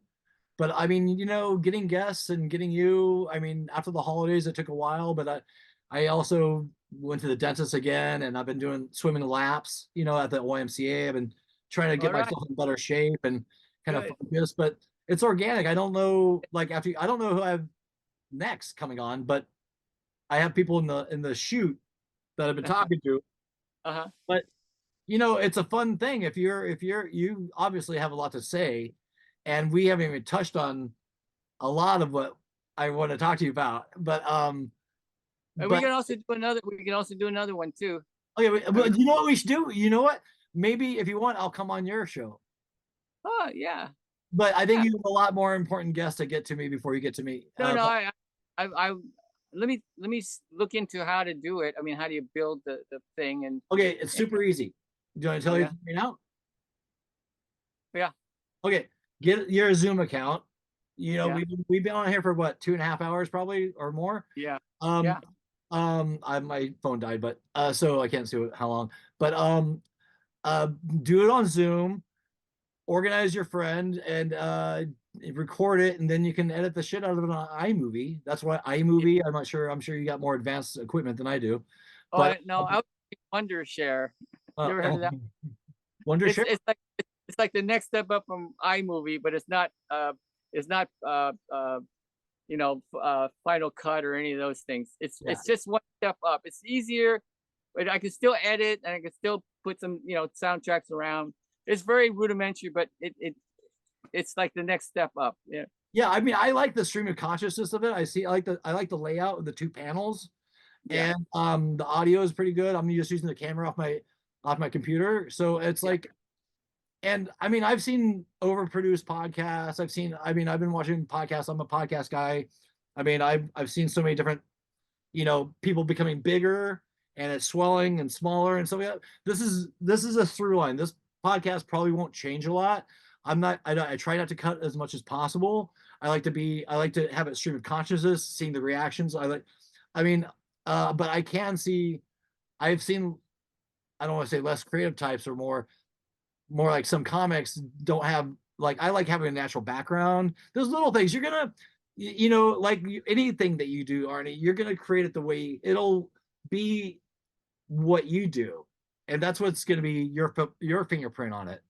Whatever Okay. you do decide to do, um, I'm sure it'll Well, be unique and interesting.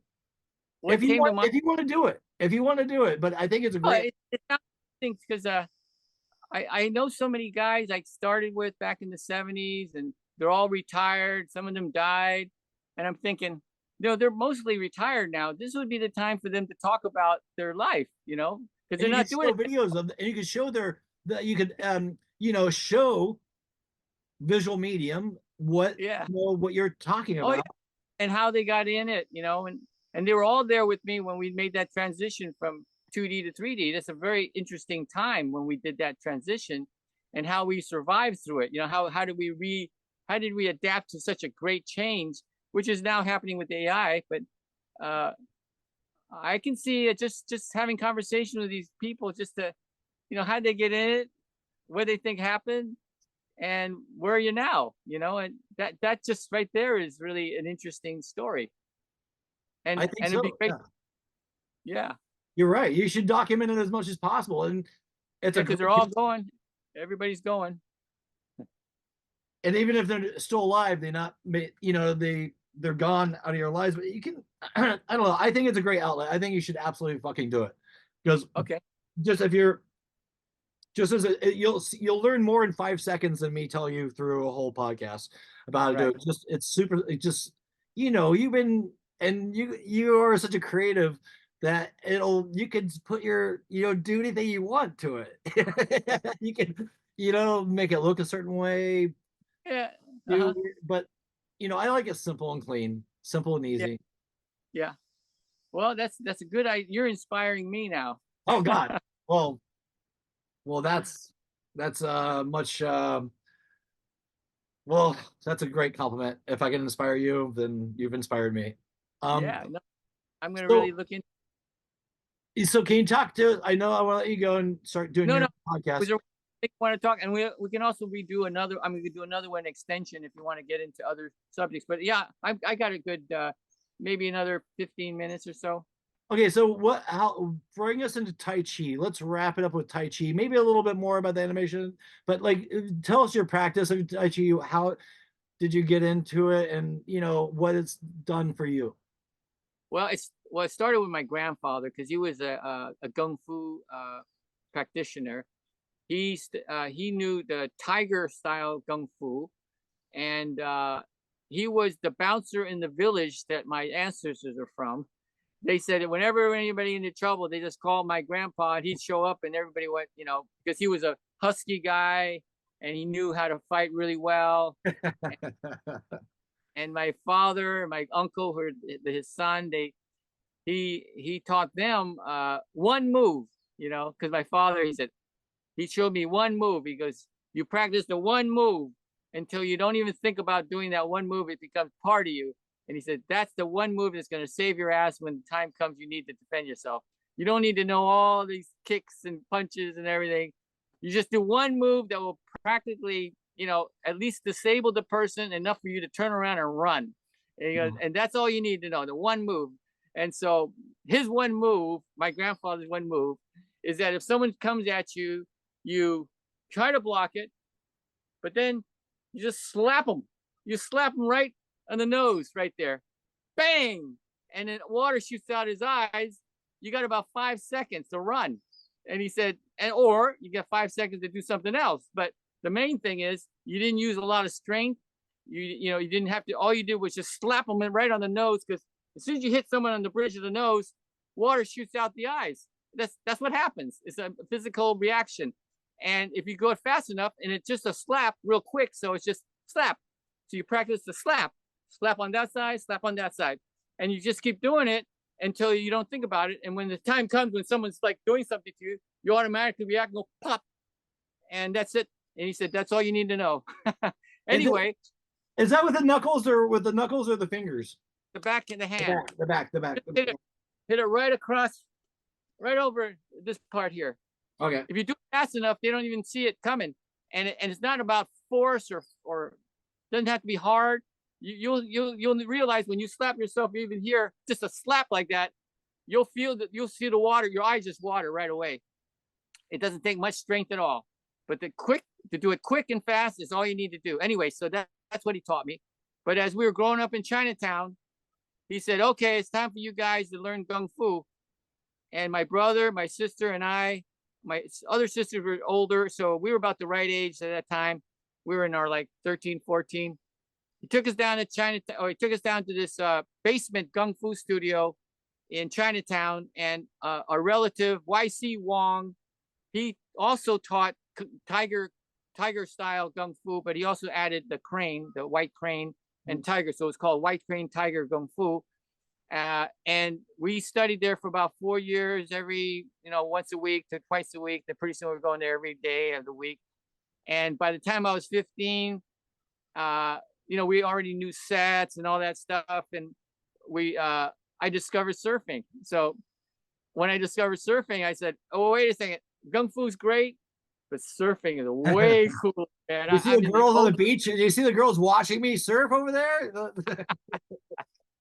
And the Kung Fu, it was about fighting, and so it was always about, aggression and, fighting and to practice it. The guys would go after class and they'd go get in a fight to see if their Kung Fu was any good.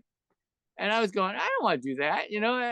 I'm not into fighting, but I like the idea of forms and, practice and all that. That's cool.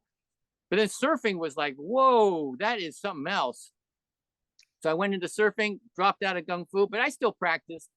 And then when I was about, of course, over the years, I was always interested in martial arts. So I took everything: judo, hapkido, aikido, even Krav, the Russian style, Krav Maga, whatever that's called. I sort of I was always interested in that kind of stuff, but I only went up to the point where, oh, you're gonna break my wrist. Okay, I back it off. I don't want to break my wrist. These are my money makers right here. Oh yeah, so it was fun to have fun, but I didn't want to get knocked out. I didn't want to get my wrist broken, so I didn't go too far in each one. But I learned a lot. And when I was about 36, I got a divorce, and I was really kind of bummed out. And Mobius was in town. I had Mobius after Tron, so I had him. I helped him get his family over, and they were in Venice, and I was in Santa Monica. And when I got divorced, Jean said, "Hey, you should come down with us. We've been starting this Tai Chi class down here in Mar Vista." And I said, "Well, I'll come along," And I went down there, and there was like 50 people in this big room, and it was silent. And they started to move, and all you could hear was their tennis shoes squeaking. And all the movements were real slow. And everybody was moving like a sea. It was like all the movements together. And I had this feeling of calming down just watching them. And all that anxiety over the divorce and on my guilt and all that stuff kind of like calmed it down. And I was going, oh my God, I need to take this. I need to learn this. And so actually it was Jean Mobius who got me turned on to Tai Chi. Even though my grandfather knew Tai Chi, I always thought, oh God, Tai Chi's for the old folks. It ain't for me. I want to keep punching by, Yeah. But then at that point, I said, maybe there's something about it. I'm going to learn this. So I studied with Jean and Claudine, and we did this for years. And then he moved back to France, and I kept at it. And I think I stuck around for about almost 10 years. And then I moved out of LA, and I moved to Hawaii, and I moved to San Francisco, and I lost touch. And then my father took me to China, and I went back to the village, and he took me to the Tai Chi school there. It was a big academy in our village in Toisan. And it was our relative was the head of it, and he said, my father goes, "This is my son, and he studies Tai Chi in LA with and then the guy went, okay, show me." And I went, "What do you mean?" He goes, "Yeah, show me the set." And the set is like a 45-minute set. And I'm going, you want me to show you right now? He goes, yeah, show us right now. We're just going to sip tea and chat while you do your set, you know? And so I'm standing, my father and him are sitting there drinking tea, and I'm doing this long 45-minute set, you know, finish it off. And then he goes, oh, nice form. No substance. Show up here at 6 a.m. tomorrow morning and 6 p.m. tomorrow night. Every night you're here. I was there for a month. And he goes, I'm going to show you the 8 treasures. It's 8 movements. The Americans have no patience. So they're not going to learn 108 movements. They're going to learn 8 movements. So you can teach that to them. And I said, okay. So I get to the school at 6 in the morning, and he goes, class. And there was like 50 people out there. He goes, this is guys from America, and we're going to teach him the 8. And I'm going, great. He goes, but before we do that, we're going to make sure he understands the 108, the 78, the 48, the 24, and then he'll learn the 8, which was like on the last 4 days of my trip. It was like I had to learn all the other sets before I could get to the 8. And I took it back and I started teaching it here in it was LA and San Francisco and everywhere. And now I teach it in Hawaii, the 8 movements. And also I gathered up some Qigong from a Qigong master in Corte Madera when I was in San Francisco. And I kind of added the Qigong, the Tai Chi, and then all the warm-ups that I've done with all the different schools. I kind of added that in. And I have this sort of thing I call Tai Chi Tao, which is a practice. You can do it on Zoom. I have a Zoom class. And I can also send you the videos. You can see the movements of the 8. And it seems to help. I find that it's not really exciting for younger people. They like yoga and more physical things where they can sweat and all that. But for the people over 60 and 70 that have already kind of had ailments or their back injuries, or, you know, they can't get to the gym. They can't do all the stuff everybody else does. So they're kind of they don't know what to do. So when they come to my class, they realize, oh, I can do this. I'm moving about this fast. You know, I can do that. You know, I can bounce, you know, I can do a few things. And so I geared it, and then I taught it at first in Hawaii at a retirement home. Everybody there was over 80, even 90. And I had to gear down my whole thing so that they could all do it, you know. And then once I came down with the system that if you're over 80 and you got problems, you can still do this, you know. Yeah. And then I went back and taught it to everybody. And so a lot of people look at it and go, oh, it's not enough for me. I need something more aggressive. But for a lot of people, they find it just right. And when they start doing it, they find that they're actually feeling better about themselves, and their body's a little bit more in touch, and they're starting to have balance. They're starting to get agility. They're starting to regain some muscles in their legs and things like that they wouldn't have. And that's where I'm at now, teaching the more or less seniors Tai Chi. And that's my story on Tai Chi. It seems like that it puts you in the present moment. Yes, it does, because it's a meditation, but in motion. Like when you do yoga or when you do Buddhist, any kind of meditation, you sit, you breathe, and you try to open your mind, you try to empty it out, and you just sort of be there present in the moment, and you try to find that center, and that's it. That's it. You know, that's the thing. Tai Chi does the same thing. It sets you in the moment. It makes you breathe deeply. It focuses the center. But the difference is that you're actually moving. So you're actually meditation moving. And there's a sequence of moves that were developed over, you know, since like the 1400s. It's a process that was refined in China, you know, for a few thousand years, so that where it's now that we got it, every single move, every gesture was articulated over a long period of time. There's nothing you're doing that wasn't well thought out, you know. And if you follow it as much as you can, you'll benefit from all those things that were incorporated into those movements. So yes, it puts you in present time. It brings your center down. And the fact that it's moving means that you will maintain balance in motion, so that whenever you're in motion, you lose your balance or something happens, you can regain it much faster than if you weren't practicing these movements. So as you get older, the biggest thing is falling. When an old person falls and, you know, fractures the wrist, fractures the hip, it goes downhill from there. They get injured, they get a cast, they don't move around anymore. the next thing happens, the next thing happens, and then they're in trouble. So the key is to stay strength, have the strength to be able to rebalance yourself if you lose your balance. And the Tai Chi brings you into a stronger, what we call, works your thigh muscles so that you're not standing straight, but you're slightly bent. Those thigh muscles are what are going to keep you from falling over the wrong way. When you're falling the wrong way, you just go boom. When you're practicing Tai Chi and you fall down with your butt and you collapse a certain way and you don't really hurt yourself as much. That part is really crucial to longevity. So then Tai Chi is a movement that you can do when you're 90. You can still do it when you're 100. Yoga, weightlifting, everything falls out at some point because you just can't do it anymore. Yeah. But you can still you can still move across, you can still focus on the energy, you're focused on your breath. That you can still do no matter how old you are. And I find that people that do Tai Chi, they maintain a sort of youthful presence physically and also emotionally. That calms them down and it makes them have less of a, if you have trouble during the day or if you have worries or anxiety, when you're doing Tai Chi, you're going, oh, my hand is doing this and I'm moving the energy that way, and now my hand is doing this and my energy is moving this way. I'm not thinking about what's going on in my life. I'm focusing on my body, my breath, and my movement and my centering. And for that moment in time while I'm doing it, I'm in my little zone. And that zone is what keeps us youthful and kind of keeps us in shape. It keeps your body move, the energy, the chi, the blood, everything is moving. And so I think that for myself, I'm hitting 74 this year and I don't feel it.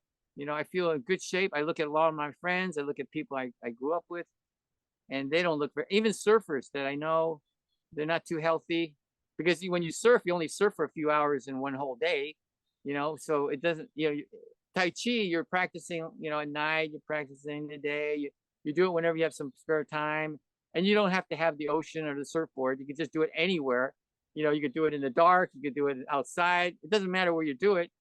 The whole point is just getting there and doing it. And that's what, for me, that's what Tai Chi does for me. Yeah, it seems like it's putting yourself back in your body with all these different distractions, countless things in the world that grab your attention. You can actually kind of be in your body. This is what it's happening here. My arms moving. It's like when I do my laps at the Y, that's what I'm doing. I'm focused. It's making me focus. I'm getting better and stronger. I have a little achy in my shoulder from an accident a while back, but I gotta keep it moving. You gotta keep moving in this life, or if you don't, because I see where this goes. I know the end of this story. This gets into, your body slowly starts to wind down. You stop moving as much. You use other things to help you move, and then you are slowly falling into a realm of non-movement. Yeah. The end result you want to have in Tai Chi is that you want to die fit. Yeah. You don't want to die sick. You want to die fit. In other words, all your working parts, all the stuff is at the best it can be, and then you go. You're not all hooked up in a hospital. You're not, you're not sick as you can't do anything. It's different. Yeah, I think that Tai Chi helps you maintain, even as you're slowly shutting down, it's maintaining the optimum as it goes down. Performance. And so you still have agility, you still have balance, you still have the basics, and you have strength in your legs. Your thighs are the biggest muscle in your body. Even when you're, my dad was 105 and he still lived in a one flight of stairs. He had to go up and down them stairs when he was 105. Those thighs, his thighs were like rock solid, even at 105. It's the biggest muscle in your body. I was sort of amazed at him because everything else was, he could barely hold on to things, but his legs were strong. He could go up them stairs, and I realized that Tai Chi also does the same thing. It strengthens the thighs because you just go down a little bit. It doesn't have to be much. Just the fact you go down a little bit, your legs aren't straight, and you're engaging the thighs. And it's amazing if you do that on a regular basis. It's like you're swimming. If you keep that up on a regular basis, you're going to be healthy. Yeah. I mean, no matter what you get. Yeah, that's and I've had to push for it. You gotta you have to want it. You have to Yeah. want it. Because if you don't want it, then you're not gonna get it. Exactly. Like my it's like I have to push to go swimming, and every time I feel relaxed, my calm center my brain. I drive and do a couple of Grubhub or Uber Eats and stuff like that. I'm like, oh, well, you know what? I feel a little more centered, not aggravated, not tense, not like, there's lots of, I got ADD out there, or I don't know that it is and I've got to exercise that muscle. And this isn't something that I do for a few weeks. This is what I'm going to be doing for the rest of my life. Exactly. This is now the way things are going to go down. This is now, if it doesn't, then I've seen what happens. And it's not really, I got a lot of stuff I want to do. It just reminds me of my writing partner's mom. She's like 80 or something. And she's lived in the same house in Santa Monica for like 30 years. Her husband recently passed away, but she has 3 stairwells of steps that go vertically up the entire side of it. She's been doing those steps for 30 years. All right. He looks fucking amazing. Yeah. Yeah. She's strong. She's beautiful. And I was like, what the fuck? And then I went to the house. So, oh yeah, because we moving some stuff out of there, up and down these stairs. And Steve was like, yeah, she's been going up and down these stairs for 30 years. I was like, that's why she's in great shape. She's like right in the pocket. My dad would walk around Spreckles Lake every day. When he was younger, he would walk around 3 times. And then when he was around 90, he'd just make it to one bench to the next. But he still went out to the park and he still made the walk, And he says walking was the key to his long life. Yeah, I had to recalibrate slowly. It's been over a 4-year period, but I used to walk my dogs for every day for 13 and 14 years. And they passed away right before COVID. So my routine was off. Yeah. And then COVID happened. I gained 20 pounds drinking beers, and I've now got 20 of those pounds off. Oh. And but I realized, you know what? You got to get in the water. I'm a water baby. I'm an Atlantean. I'm a dolphin. I need to be in the water. Why wasn't in the water? I was in the water the whole time. Very freeing. It's very freeing to be in the ocean, in the water. Yeah. Okay, let's get out. I do have one more thing, two more subject matters, and we'll let you go. TM, do you do it? No, but my wife was a TM teacher. Okay. And I know about it, and she was very, very much into that. She's doing something else now, but yes, I have sat and did Zazen practice with back in the days of the Ojai Foundation in Ojai. I used to go up there and do vision quests, and they had a Buddhist practice there, and we would sit in the tent there at 7 in the morning and sit for about a half an hour, just in that space. So I've done that, and I appreciate it very much. I find that I get the same thing doing Tai Chi though. So now I do my Tai Chi kind of encompasses all those kind of things, and it keeps me. Actually, it's also great for my surfing, because it keeps me in balance. So as I go on the water, I actually keeps my balance points better. Well, isn't it also about I guess Tai Chi would be good for your core then as well. Yeah. Oh yeah. And because surfing is all about your core. Yes, and surfing, the board and everything is constantly moving, the waves constantly moving, so you don't know what's happening at any given moment, and you have to relax and kind of flow with what's happening. And that the Tai Chi is helping you to be centered in any angle that you might be in. So as I'm surfing, I can sort of relax and let the wave and the board do whatever it's doing, and I just staying balanced somehow, before I fall off. And so I find that Tai Chi really helps me be a better surfer. And the brain is in that now state. Yeah, it's in that moment. That now state of that's so important. That's so important. I mean, I want to ask you about your Paper Sun Soldiers thing that you sent. What is that? Well, my father, when I was about 16 years old, he took me into his office and he slapped me this big book down, and he goes, "This is your ancestors. I have collected every ancestor all the way back 13 generations, and they're all firstborn sons of firstborn sons of firstborn sons, and I was a firstborn son, and you're my firstborn son. I'm giving you this book so that you can carry on the firstborn sons, the tree, the lineage that goes all the way back to 95 AD, and the story that how we got to where we are." And so I took the book, and when our first child came out, it was a girl. My dad was not happy. The tree, you know, you're chopping the tree down, you know, and I was going, yeah, but you know, there's too many people on the planet, and one child, one person, that's it. My mother would go, "You gotta have a boy. You gotta have a boy." I didn't. I only had a daughter, and so that whole thing went down. But my writing partner from China, we were working together, and I would tell her stories about my dad and his history. He goes, "Well, how do you know all this stuff?" And I said, "Well, I got this book." He goes, "Where is this book? Let me see this." And she opened it and goes, "My God, this is a gold mine. You need to write something here. You need to tell a story about this. You need to, you need to work out. Let's do let me get a grant. Maybe we can do a whole thing on your ancestors, and all that." So, we got the grant, and I started to outline all the stories going all the way back to me. And then I was thinking, what's the most interesting part? Oh yeah, the part of my father coming to America. Like, how did he come to America, and how did he grow up, and I end up in San Francisco?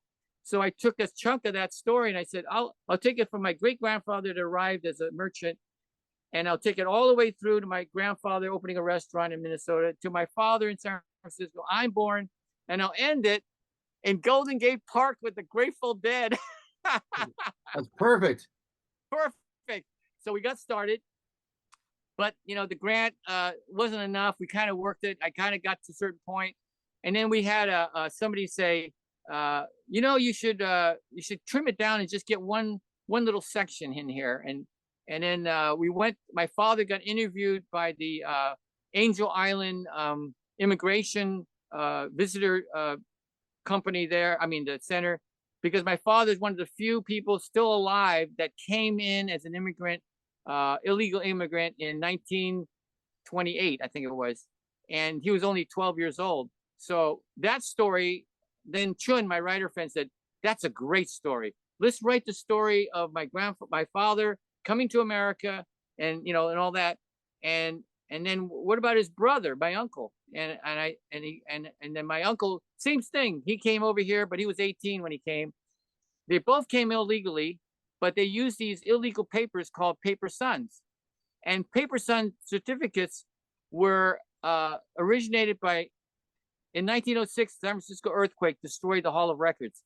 Afterwards, they said, "Okay, everybody come down to the Hall of Records and refile your immigration papers."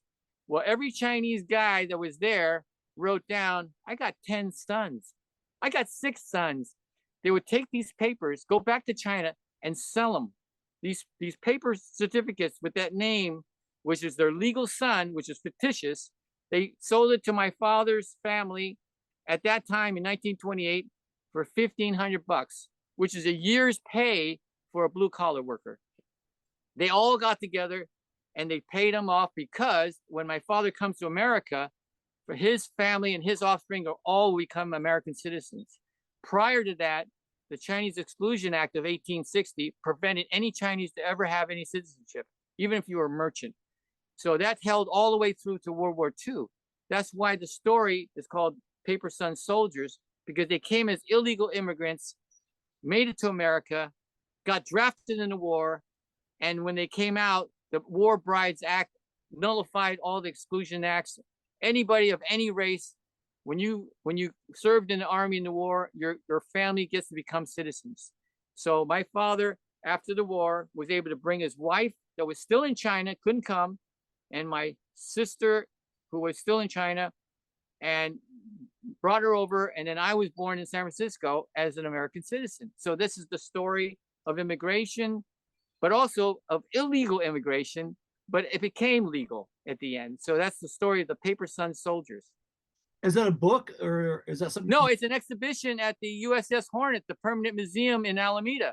It's actually in the aircraft carrier on the second floor below. We have a whole room, which I decorated with the poster that you saw, the big thing, and we got U.S. Army stuff like uniforms and all that, and they have lockers. So I had lockers with glasses in them and socks in them and little pictures of my mom. It's like a depiction of them, what they would be like when they were in a locker in the war, you know.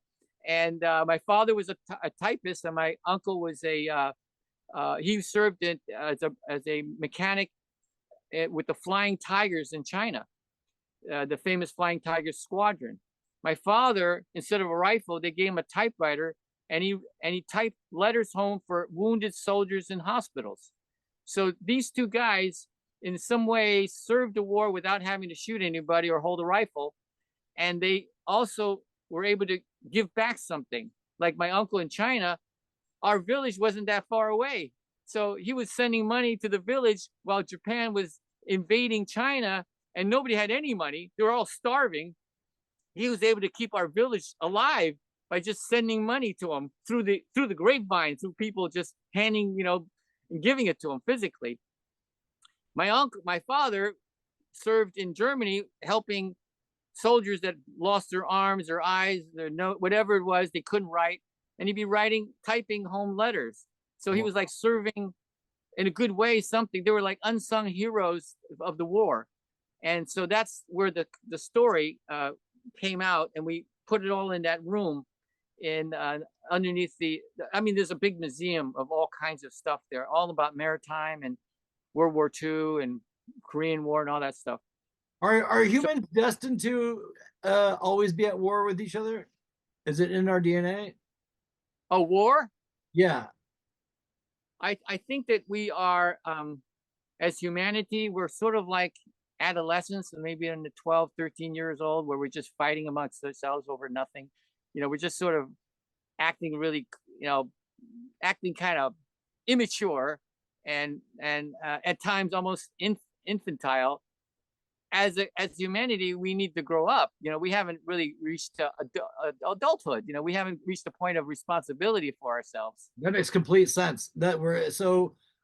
Humanity itself is in a childlike state, like adolescence. It's acting like a baby at this point. That's why we're acting like we do. It's like you get a bunch of kids together and give them no structure. What are they going to do?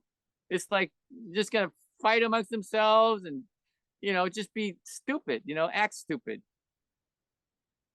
Where do you see the cell phone going? When do we lose this thing? What does it look like? What's it look like to you? Well, it'd probably be more like like it just shows up and you just have to talk to it. It's just going to be a hologram, and we just talk to it, and then maybe later we'll just think about it. All of that will be connected to AI or whatever, and it'll just be part of our life as it already is, except there's no holding of anything, and the information would just come straight in.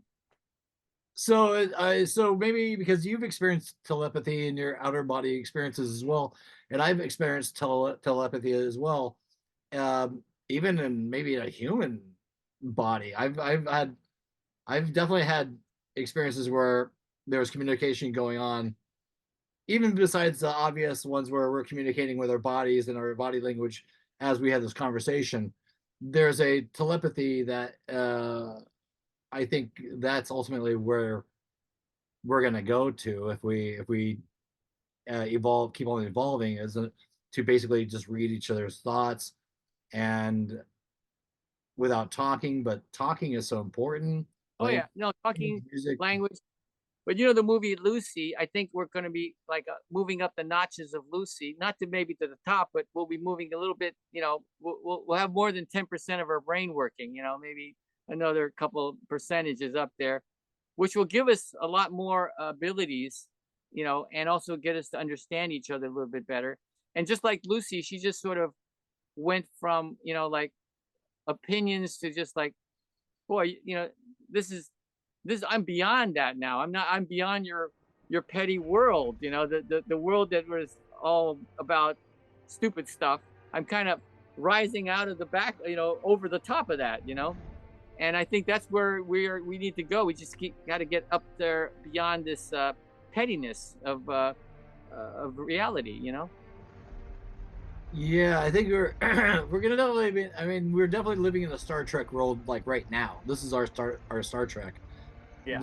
We have the tools to do many things. We'll have to see how it works out. But also communication's always been the front line of like how people get things done. I think we gotta communicate because some of the trauma, drama, whatever, has been perpetuated throughout time and space because people didn't communicate their real feelings about things and how they felt and how they were affected by a certain thing. So it's like I feel like maybe the more communication, and this is coming from a kid that was held back in kindergarten and first grade, and that's always been communication is always a key element, Yeah. So what you're doing, being honest with your thoughts and not trying to have some concealed agenda, and to be just out front and to be kind of like laying it out, is in a certain way, is all the generations before you have reached a certain degree of evolution. You are the result of every single human being that gave birth before you, all the way back down to the Neanderthal. And you're sitting here now expressing your honesty, which is something you just said a minute ago, that's the thing that humanity is missing. You're doing it right now. Right. Yeah. Well, Right. yeah, I'm trying as best as I can to be authentic and non I don't Exactly. in the moment, I guess. And And that's an achievement if you look at it from a sense of the Neanderthal relationship to your ancestors, all the way to now where you're sitting here in front of the camera. You have achieved a certain degree of what you're just talking about by just being here doing this, and that in itself is a huge, from a historical standpoint, oh it's my a god. huge position you're in, even though it doesn't seem like anything. You're just a guy, on the Zoom, But on another level, it's profound. It's very profound. Yeah, when you think about everybody who's lived and died just so that we could be alive, and Yeah. and people that will never ever know that we benefited from their Yeah. their And thing. every child tries to correct the thing their parents didn't do. They see the hole their parents had, and they don't want to do that. They want to do something else. Like my father was very materialistic, so I became an artist. I didn't want to have the materialistic world. And then his father was his father had so many rules that he couldn't even breathe. So he gave me the opportunity to breathe. So every generation gives a little bit and takes a little bit. And so you're a result of all these possibilities that just sort of allowed you to become who you are. Isn't that amazing? It's dumbfounding. When you think about just the existence of human reality, not even animal, like we're animals, but like the existence of like the microcosm, octopuses, giraffes, lions, the whole thing, whales, the whole soup of reality. The fact that we're even able to even form a sentence and communicate with each other is pretty fucking amazing. Compared, like it's like even like the godhead of like the things, the non-tactile things that make up who we are that we'll never know or see. It's And, like, yeah. And we as humans, not only do we eat and sleep and poop, but we're able to talk to each other thousands of miles away in real time. This is like what we're doing right now. Is like, what the hell? I mean, 20 years ago, you couldn't even think that this is possible. Well, this is 50 years 2001 shit. wasn't even a concept, you know? Yeah, it's if you were to drop a cell phone, I always like that. I always love the time machine scenario. I'd love to do a time machine movie, even the original time machine, like with the just it sits so well with me. But like dropping the ever see that footage of Chaplin's Time Traveler? I remember a couple of time traveler movies. I don't know Oh which no, one. Chaplin's Time Travel. There's they're on the set of a it's a footage you can see, but I always thought this would be a great beginning of a movie or something or a scenario. But they had on the set they were filming that one of the camera guys let the camera go, so you see somebody walking by, and they are walking by like this, like they're talking on a cell phone. Oh. And he walks by, looks at the camera, and then walks back and past it. But he looks like he's talking on a cell phone. They don't. Wow. It's too. His ear is like you don't see this part. You see this. Ah. And he's talking. He's walking by, and it's the so. I always love the aspect of like if you drop a piece of technology, almost Da Vinci-ish into. Yeah. Yeah. He's a time traveler for sure. Yeah, and growing up, I watched Star Trek, and they had the flip phone. Yeah. The communicate that Communicator. that came up the flip phone. I mean, we didn't even know. I mean, when I was watching as a kid, I didn't realize that we were going to actually have that. Within my own life. Let's even get smart with the phone, the shoe phone. Get Well, smart. yeah, the phone. Yeah, that was, even like Dick Tracy. Yeah, Dick Tracy with the phone on his watch. How many That years was ago was that? That was way back 50s even. So are we an echo of that? We're basically things that even the iPad was in a shot of 2001 on the console. There's a touchpad. Right. So these ideas that have been through, are we built to spill? I mean, we already know that this is coming in some form, and this is the way we make it creatively, and then it comes like it's Bauhaus, form follows function. Art. Yeah. Well, science fiction and fantasy has always been projecting the future in many different ways. And 1984 and all those things, we didn't exactly become 1984, but we did have a lot. We got close. So we are projecting ourselves forward, and then and a lot of that stuff is through the power of imagination and creativity to project forward. What would it be like? What would it be like? Can we time travel? Can we fly through space? Can we, these things? And I think that's our saving grace, is just being able to imagine something that we can't imagine before, and just keep moving forward towards it. Do you think we'll live on other planets as a human species, as a humanoid from Earth? An Earthling will go to another planet and colonize it not probably within our lifetimes, but if we even, I have a very strange feeling. We if we don't shift the way we're going, we're not even going to make it that far. And if it doesn't, it'll be a nice lifetime. I mean, we get to see the full range of happening from the beginning to the end. But if we do make it through there, yes, there's a possibility that we may be going to other planets. But it's a little far ahead of me. I think all I can think of right now is that there's a lot that we need to adjust ourselves, or we're gonna kind of self-implode before we get to that point. I think there's a lot of the weight is kind of heavy on the dark side because so much is going on. We got to somehow bring it up from the light side so we can balance ourselves into the future.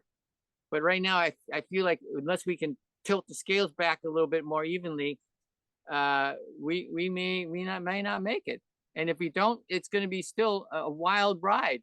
It's going to be a great moment in history of what we know to be our history. But if we can make it, it'll be fucking amazing. It already is amazing, but if we can get past this, whatever this thing is that we're dealing with, the evolution of humankind, participating with our animal ancestors, brothers, everybody, it could be spectacularly innovative and out of this world. Yeah. Just Our like, our technological growth is growing exponentially, but our humanity and our emotional bodies are still, like I said, we're down at the adolescent stage. We haven't evolved it to match this fast growing technological stage, and we need to catch up because we need to balance that out so it doesn't just become all technological and no heart, none of the emotional body part, the part that makes us human. so we got to do Tai Chi for the planet. We got to keep everybody in their bodies. But even Yes. when I heard about this ascension a long time ago, there was like, don't be sad if people don't that you love and care for don't make it, because they might not see the future. It's okay because some people aren't going to be able to make this ascension. And I don't even know what that word. Do you know what the word ascension means when it comes to stuff like that? Well, maybe it just means that you are evolving further towards something that is beyond our imagination, but it's in a better way or a good way. Ascension versus going down, where we are Degradation. getting aware and dumber and repeating mistakes and creating problems that we don't need to.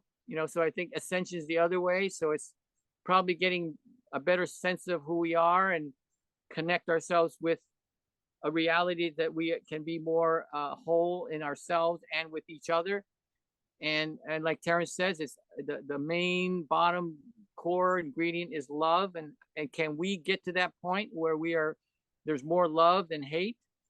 Can we get, and that also inside, because we hate things about ourselves. We hate, this, we hate that. Can we even get that part in love with ourselves?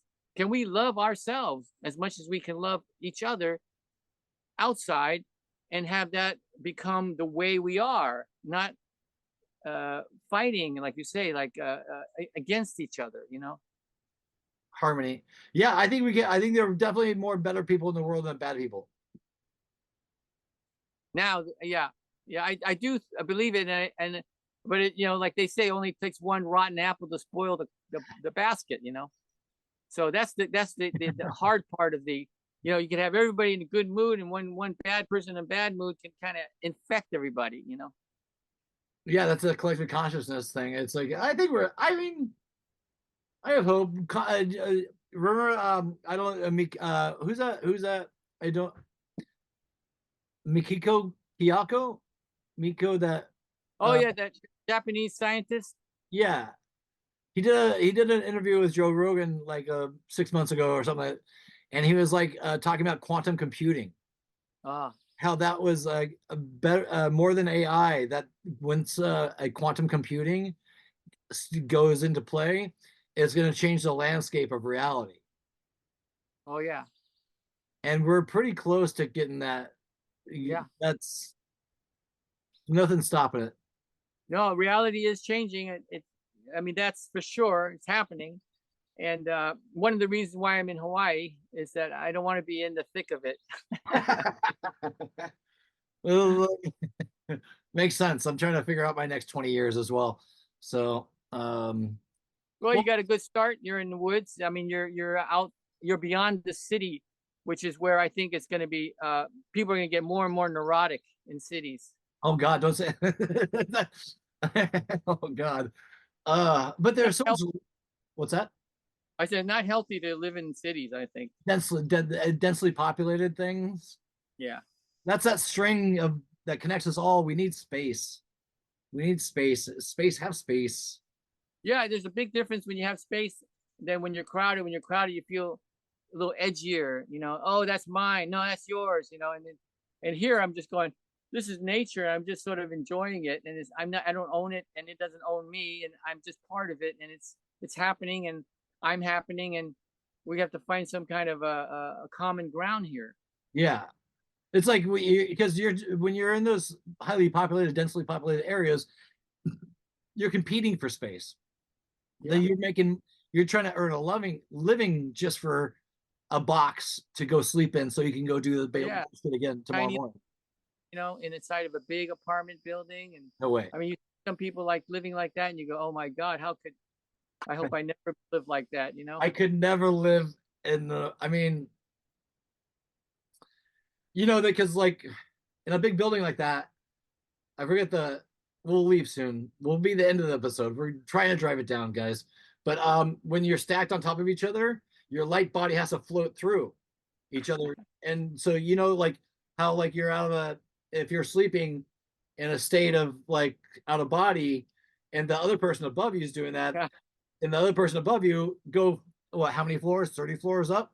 You got all these bodies that people aren't even interacting in a material reality with, but now they're in an alternate reality with floating Yeah. through and going, holy, that's gotta be some sort of mind fuck of some. Oh no. I'm not used to that. I can't. I'm too sensitive. I don't.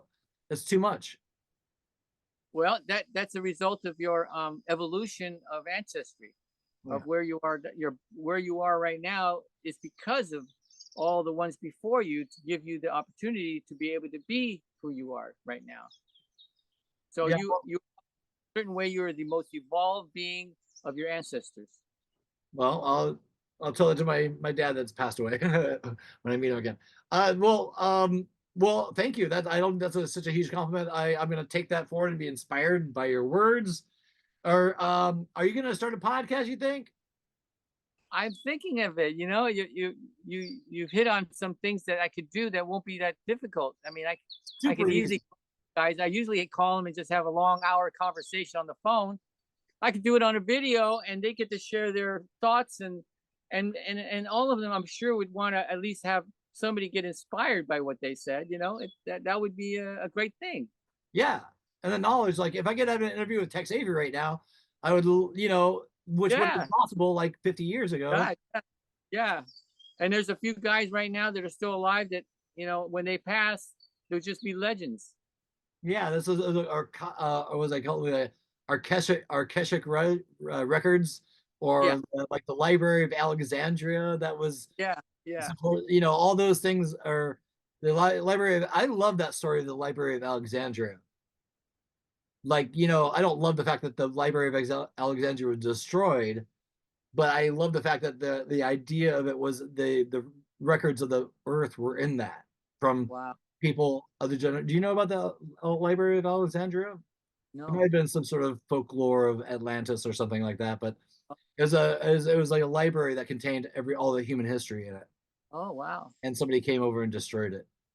well, There's a story. it's like Atlantis is with the mind, and then the Lemuria was the heart, and Lemuria is in the Pacific. So Hawaii is the remnants of Lemuria, or they call it the land of Mu, and so this was the heart chakra of the planet, and the Atlantis was the sort of the mind chakra, or the brain part, and that's why they were more into the crystals and into the technology, and the Pacific Ocean was more about the heart and about what Hawaii is called aloha, Wow. the spirit. And that's one thing I like about Hawaii, that the local people still follow that heartful way of approaching life. If in the school system, if you have an argument or the kids not participating, you sit in a circle and everybody speaks, and the child sits in the center, and we all share our feelings about it, and it's all about feelings and how to make them feel connected again, so they don't feel disconnected from the tribe or the group. Yeah. And they call that's sort of a Hawaiian approach to problem solving, and I find that very fascinating that they had those kind of ways to resolve differences. Yeah, that's a good way. Communication,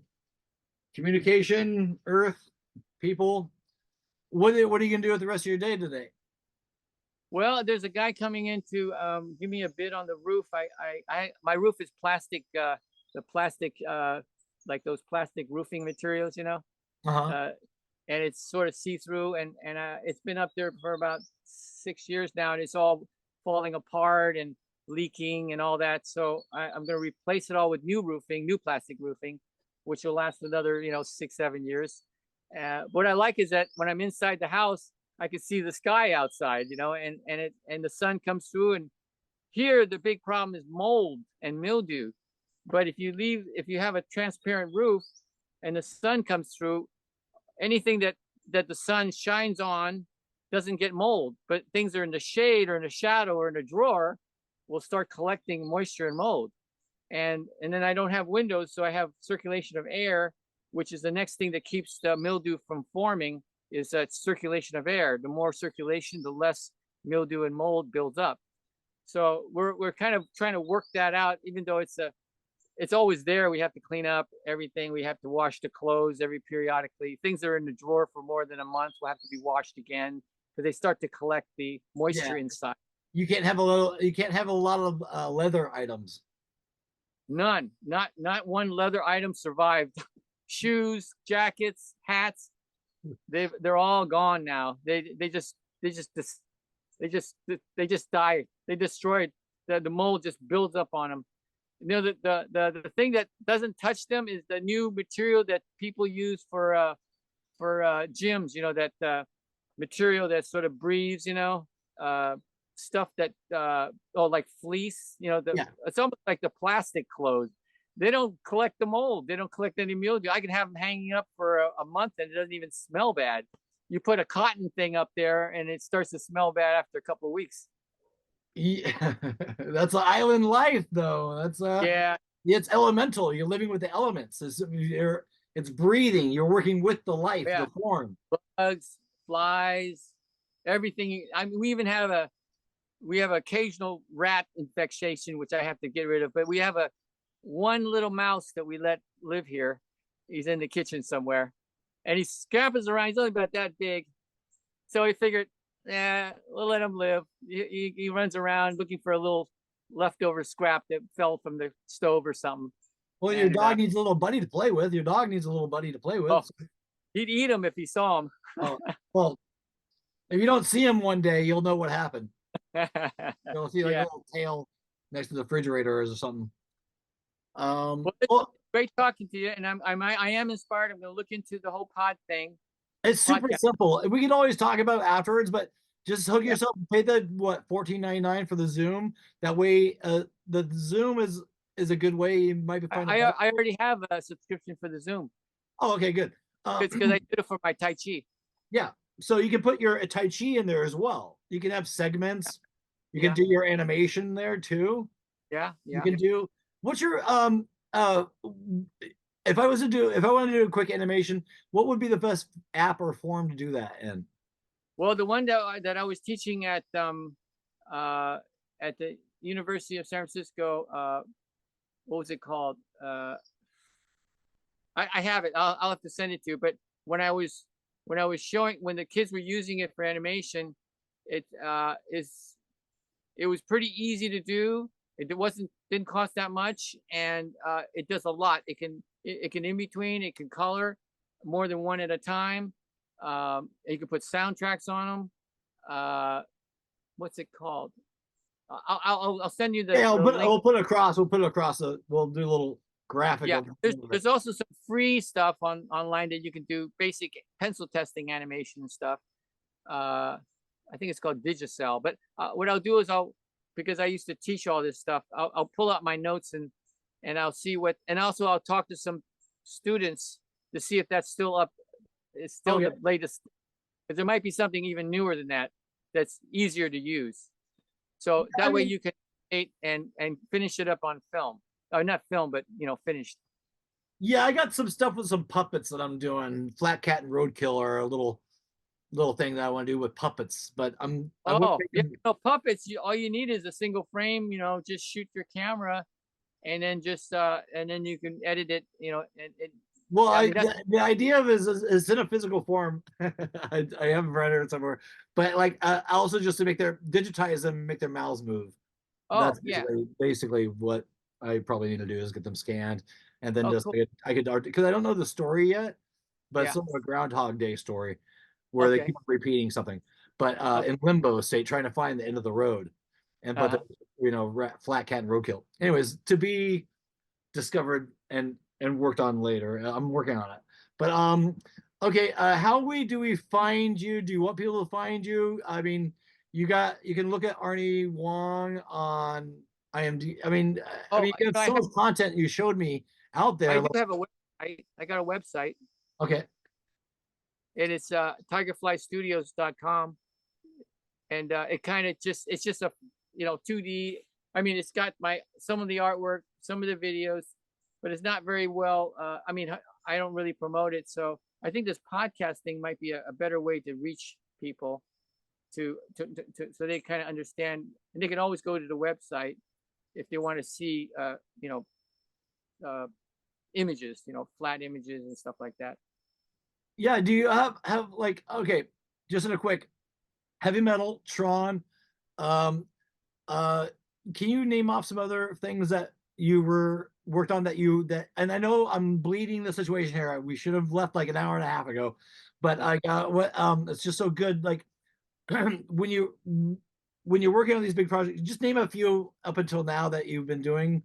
And well, go from I did the first heavy metal, animated the Tarna, who was the female version of Arzak, and I did the fight scenes and the sword fights, and then after that, I got in. I did Alvin and the Chipmunks. I did a couple scenes there, and then I got involved with Dwayne. My mentor became one of the co-directors of Tom and Jerry the movie, so I got in there with them, and then I helped them with the storyboard, and then I got into animating actual scenes. And one of my all-time favorites was I got to animate the little mouse running around the corner, and you know how when you slip and your feet are kind of like sliding around the corner. I watched the movie like 100 times, and then I actually animated him running around the corner, scampering around, and then choo! Little Tex Avery.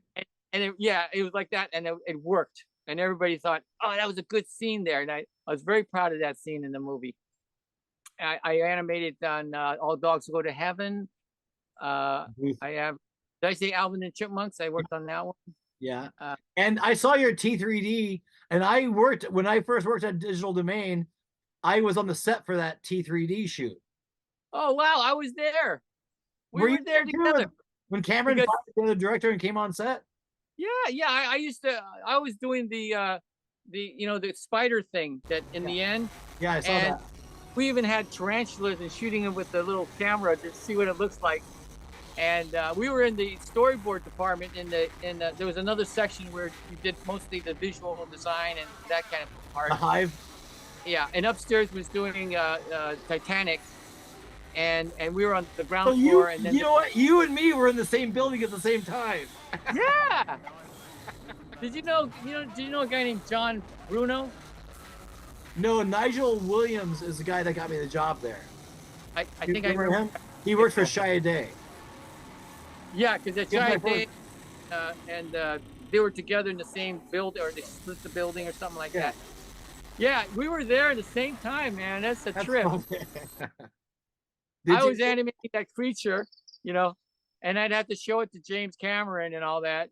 I remember standing in line to show it to him, and the guy in front of me was Arnold Schwarzenegger in this fucking leather suit, and he had this giant shotgun, and he was smoking a cigar, and he was ahead of me. So when it was time for him to go to talk to James, he put his shotgun down, and he walked over, and then I stand next, and I looked at the shotgun, and I went, that's the shotgun in that movie, Terminator. I'm going to pick it up, I went to pick it up. Oh my God. It was like almost 100 pounds. This thing was so big. I couldn't lift it up barely. And he holds it out with one hand, I'm getting a signal from my wife. Okay.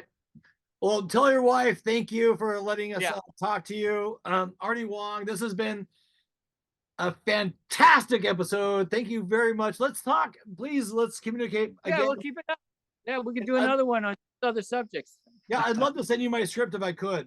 If you ever want to read it, it's a fun, dark comedy. But I wish you much luck on your new podcast. Let me know if I think you got a lot I think it's just the beginning. It's just 2024. It's 2024. Yeah. No, I'll be calling you just to get tips on this whole podcast thing. I'm an open book. Whatever you want. It's All right. super easy. You can have one. You can have your first episode out by next week. Okay. All right. Well, All thank you. Thank you. I'll see See you you, Pat. in the future. Yes, in the moment. In the moment. I like it. All right. Thank you so much. right. Mahalo. Aloha. All right, take care. All right. See ya. Cheers. Bye. Bye. Yay. Bye. That was awesome. Yay. I love it. Hey guys, thanks for watching. Episode 124, 2024, first episode. Smash likes, subscribe, blah, blah, blah. See you later.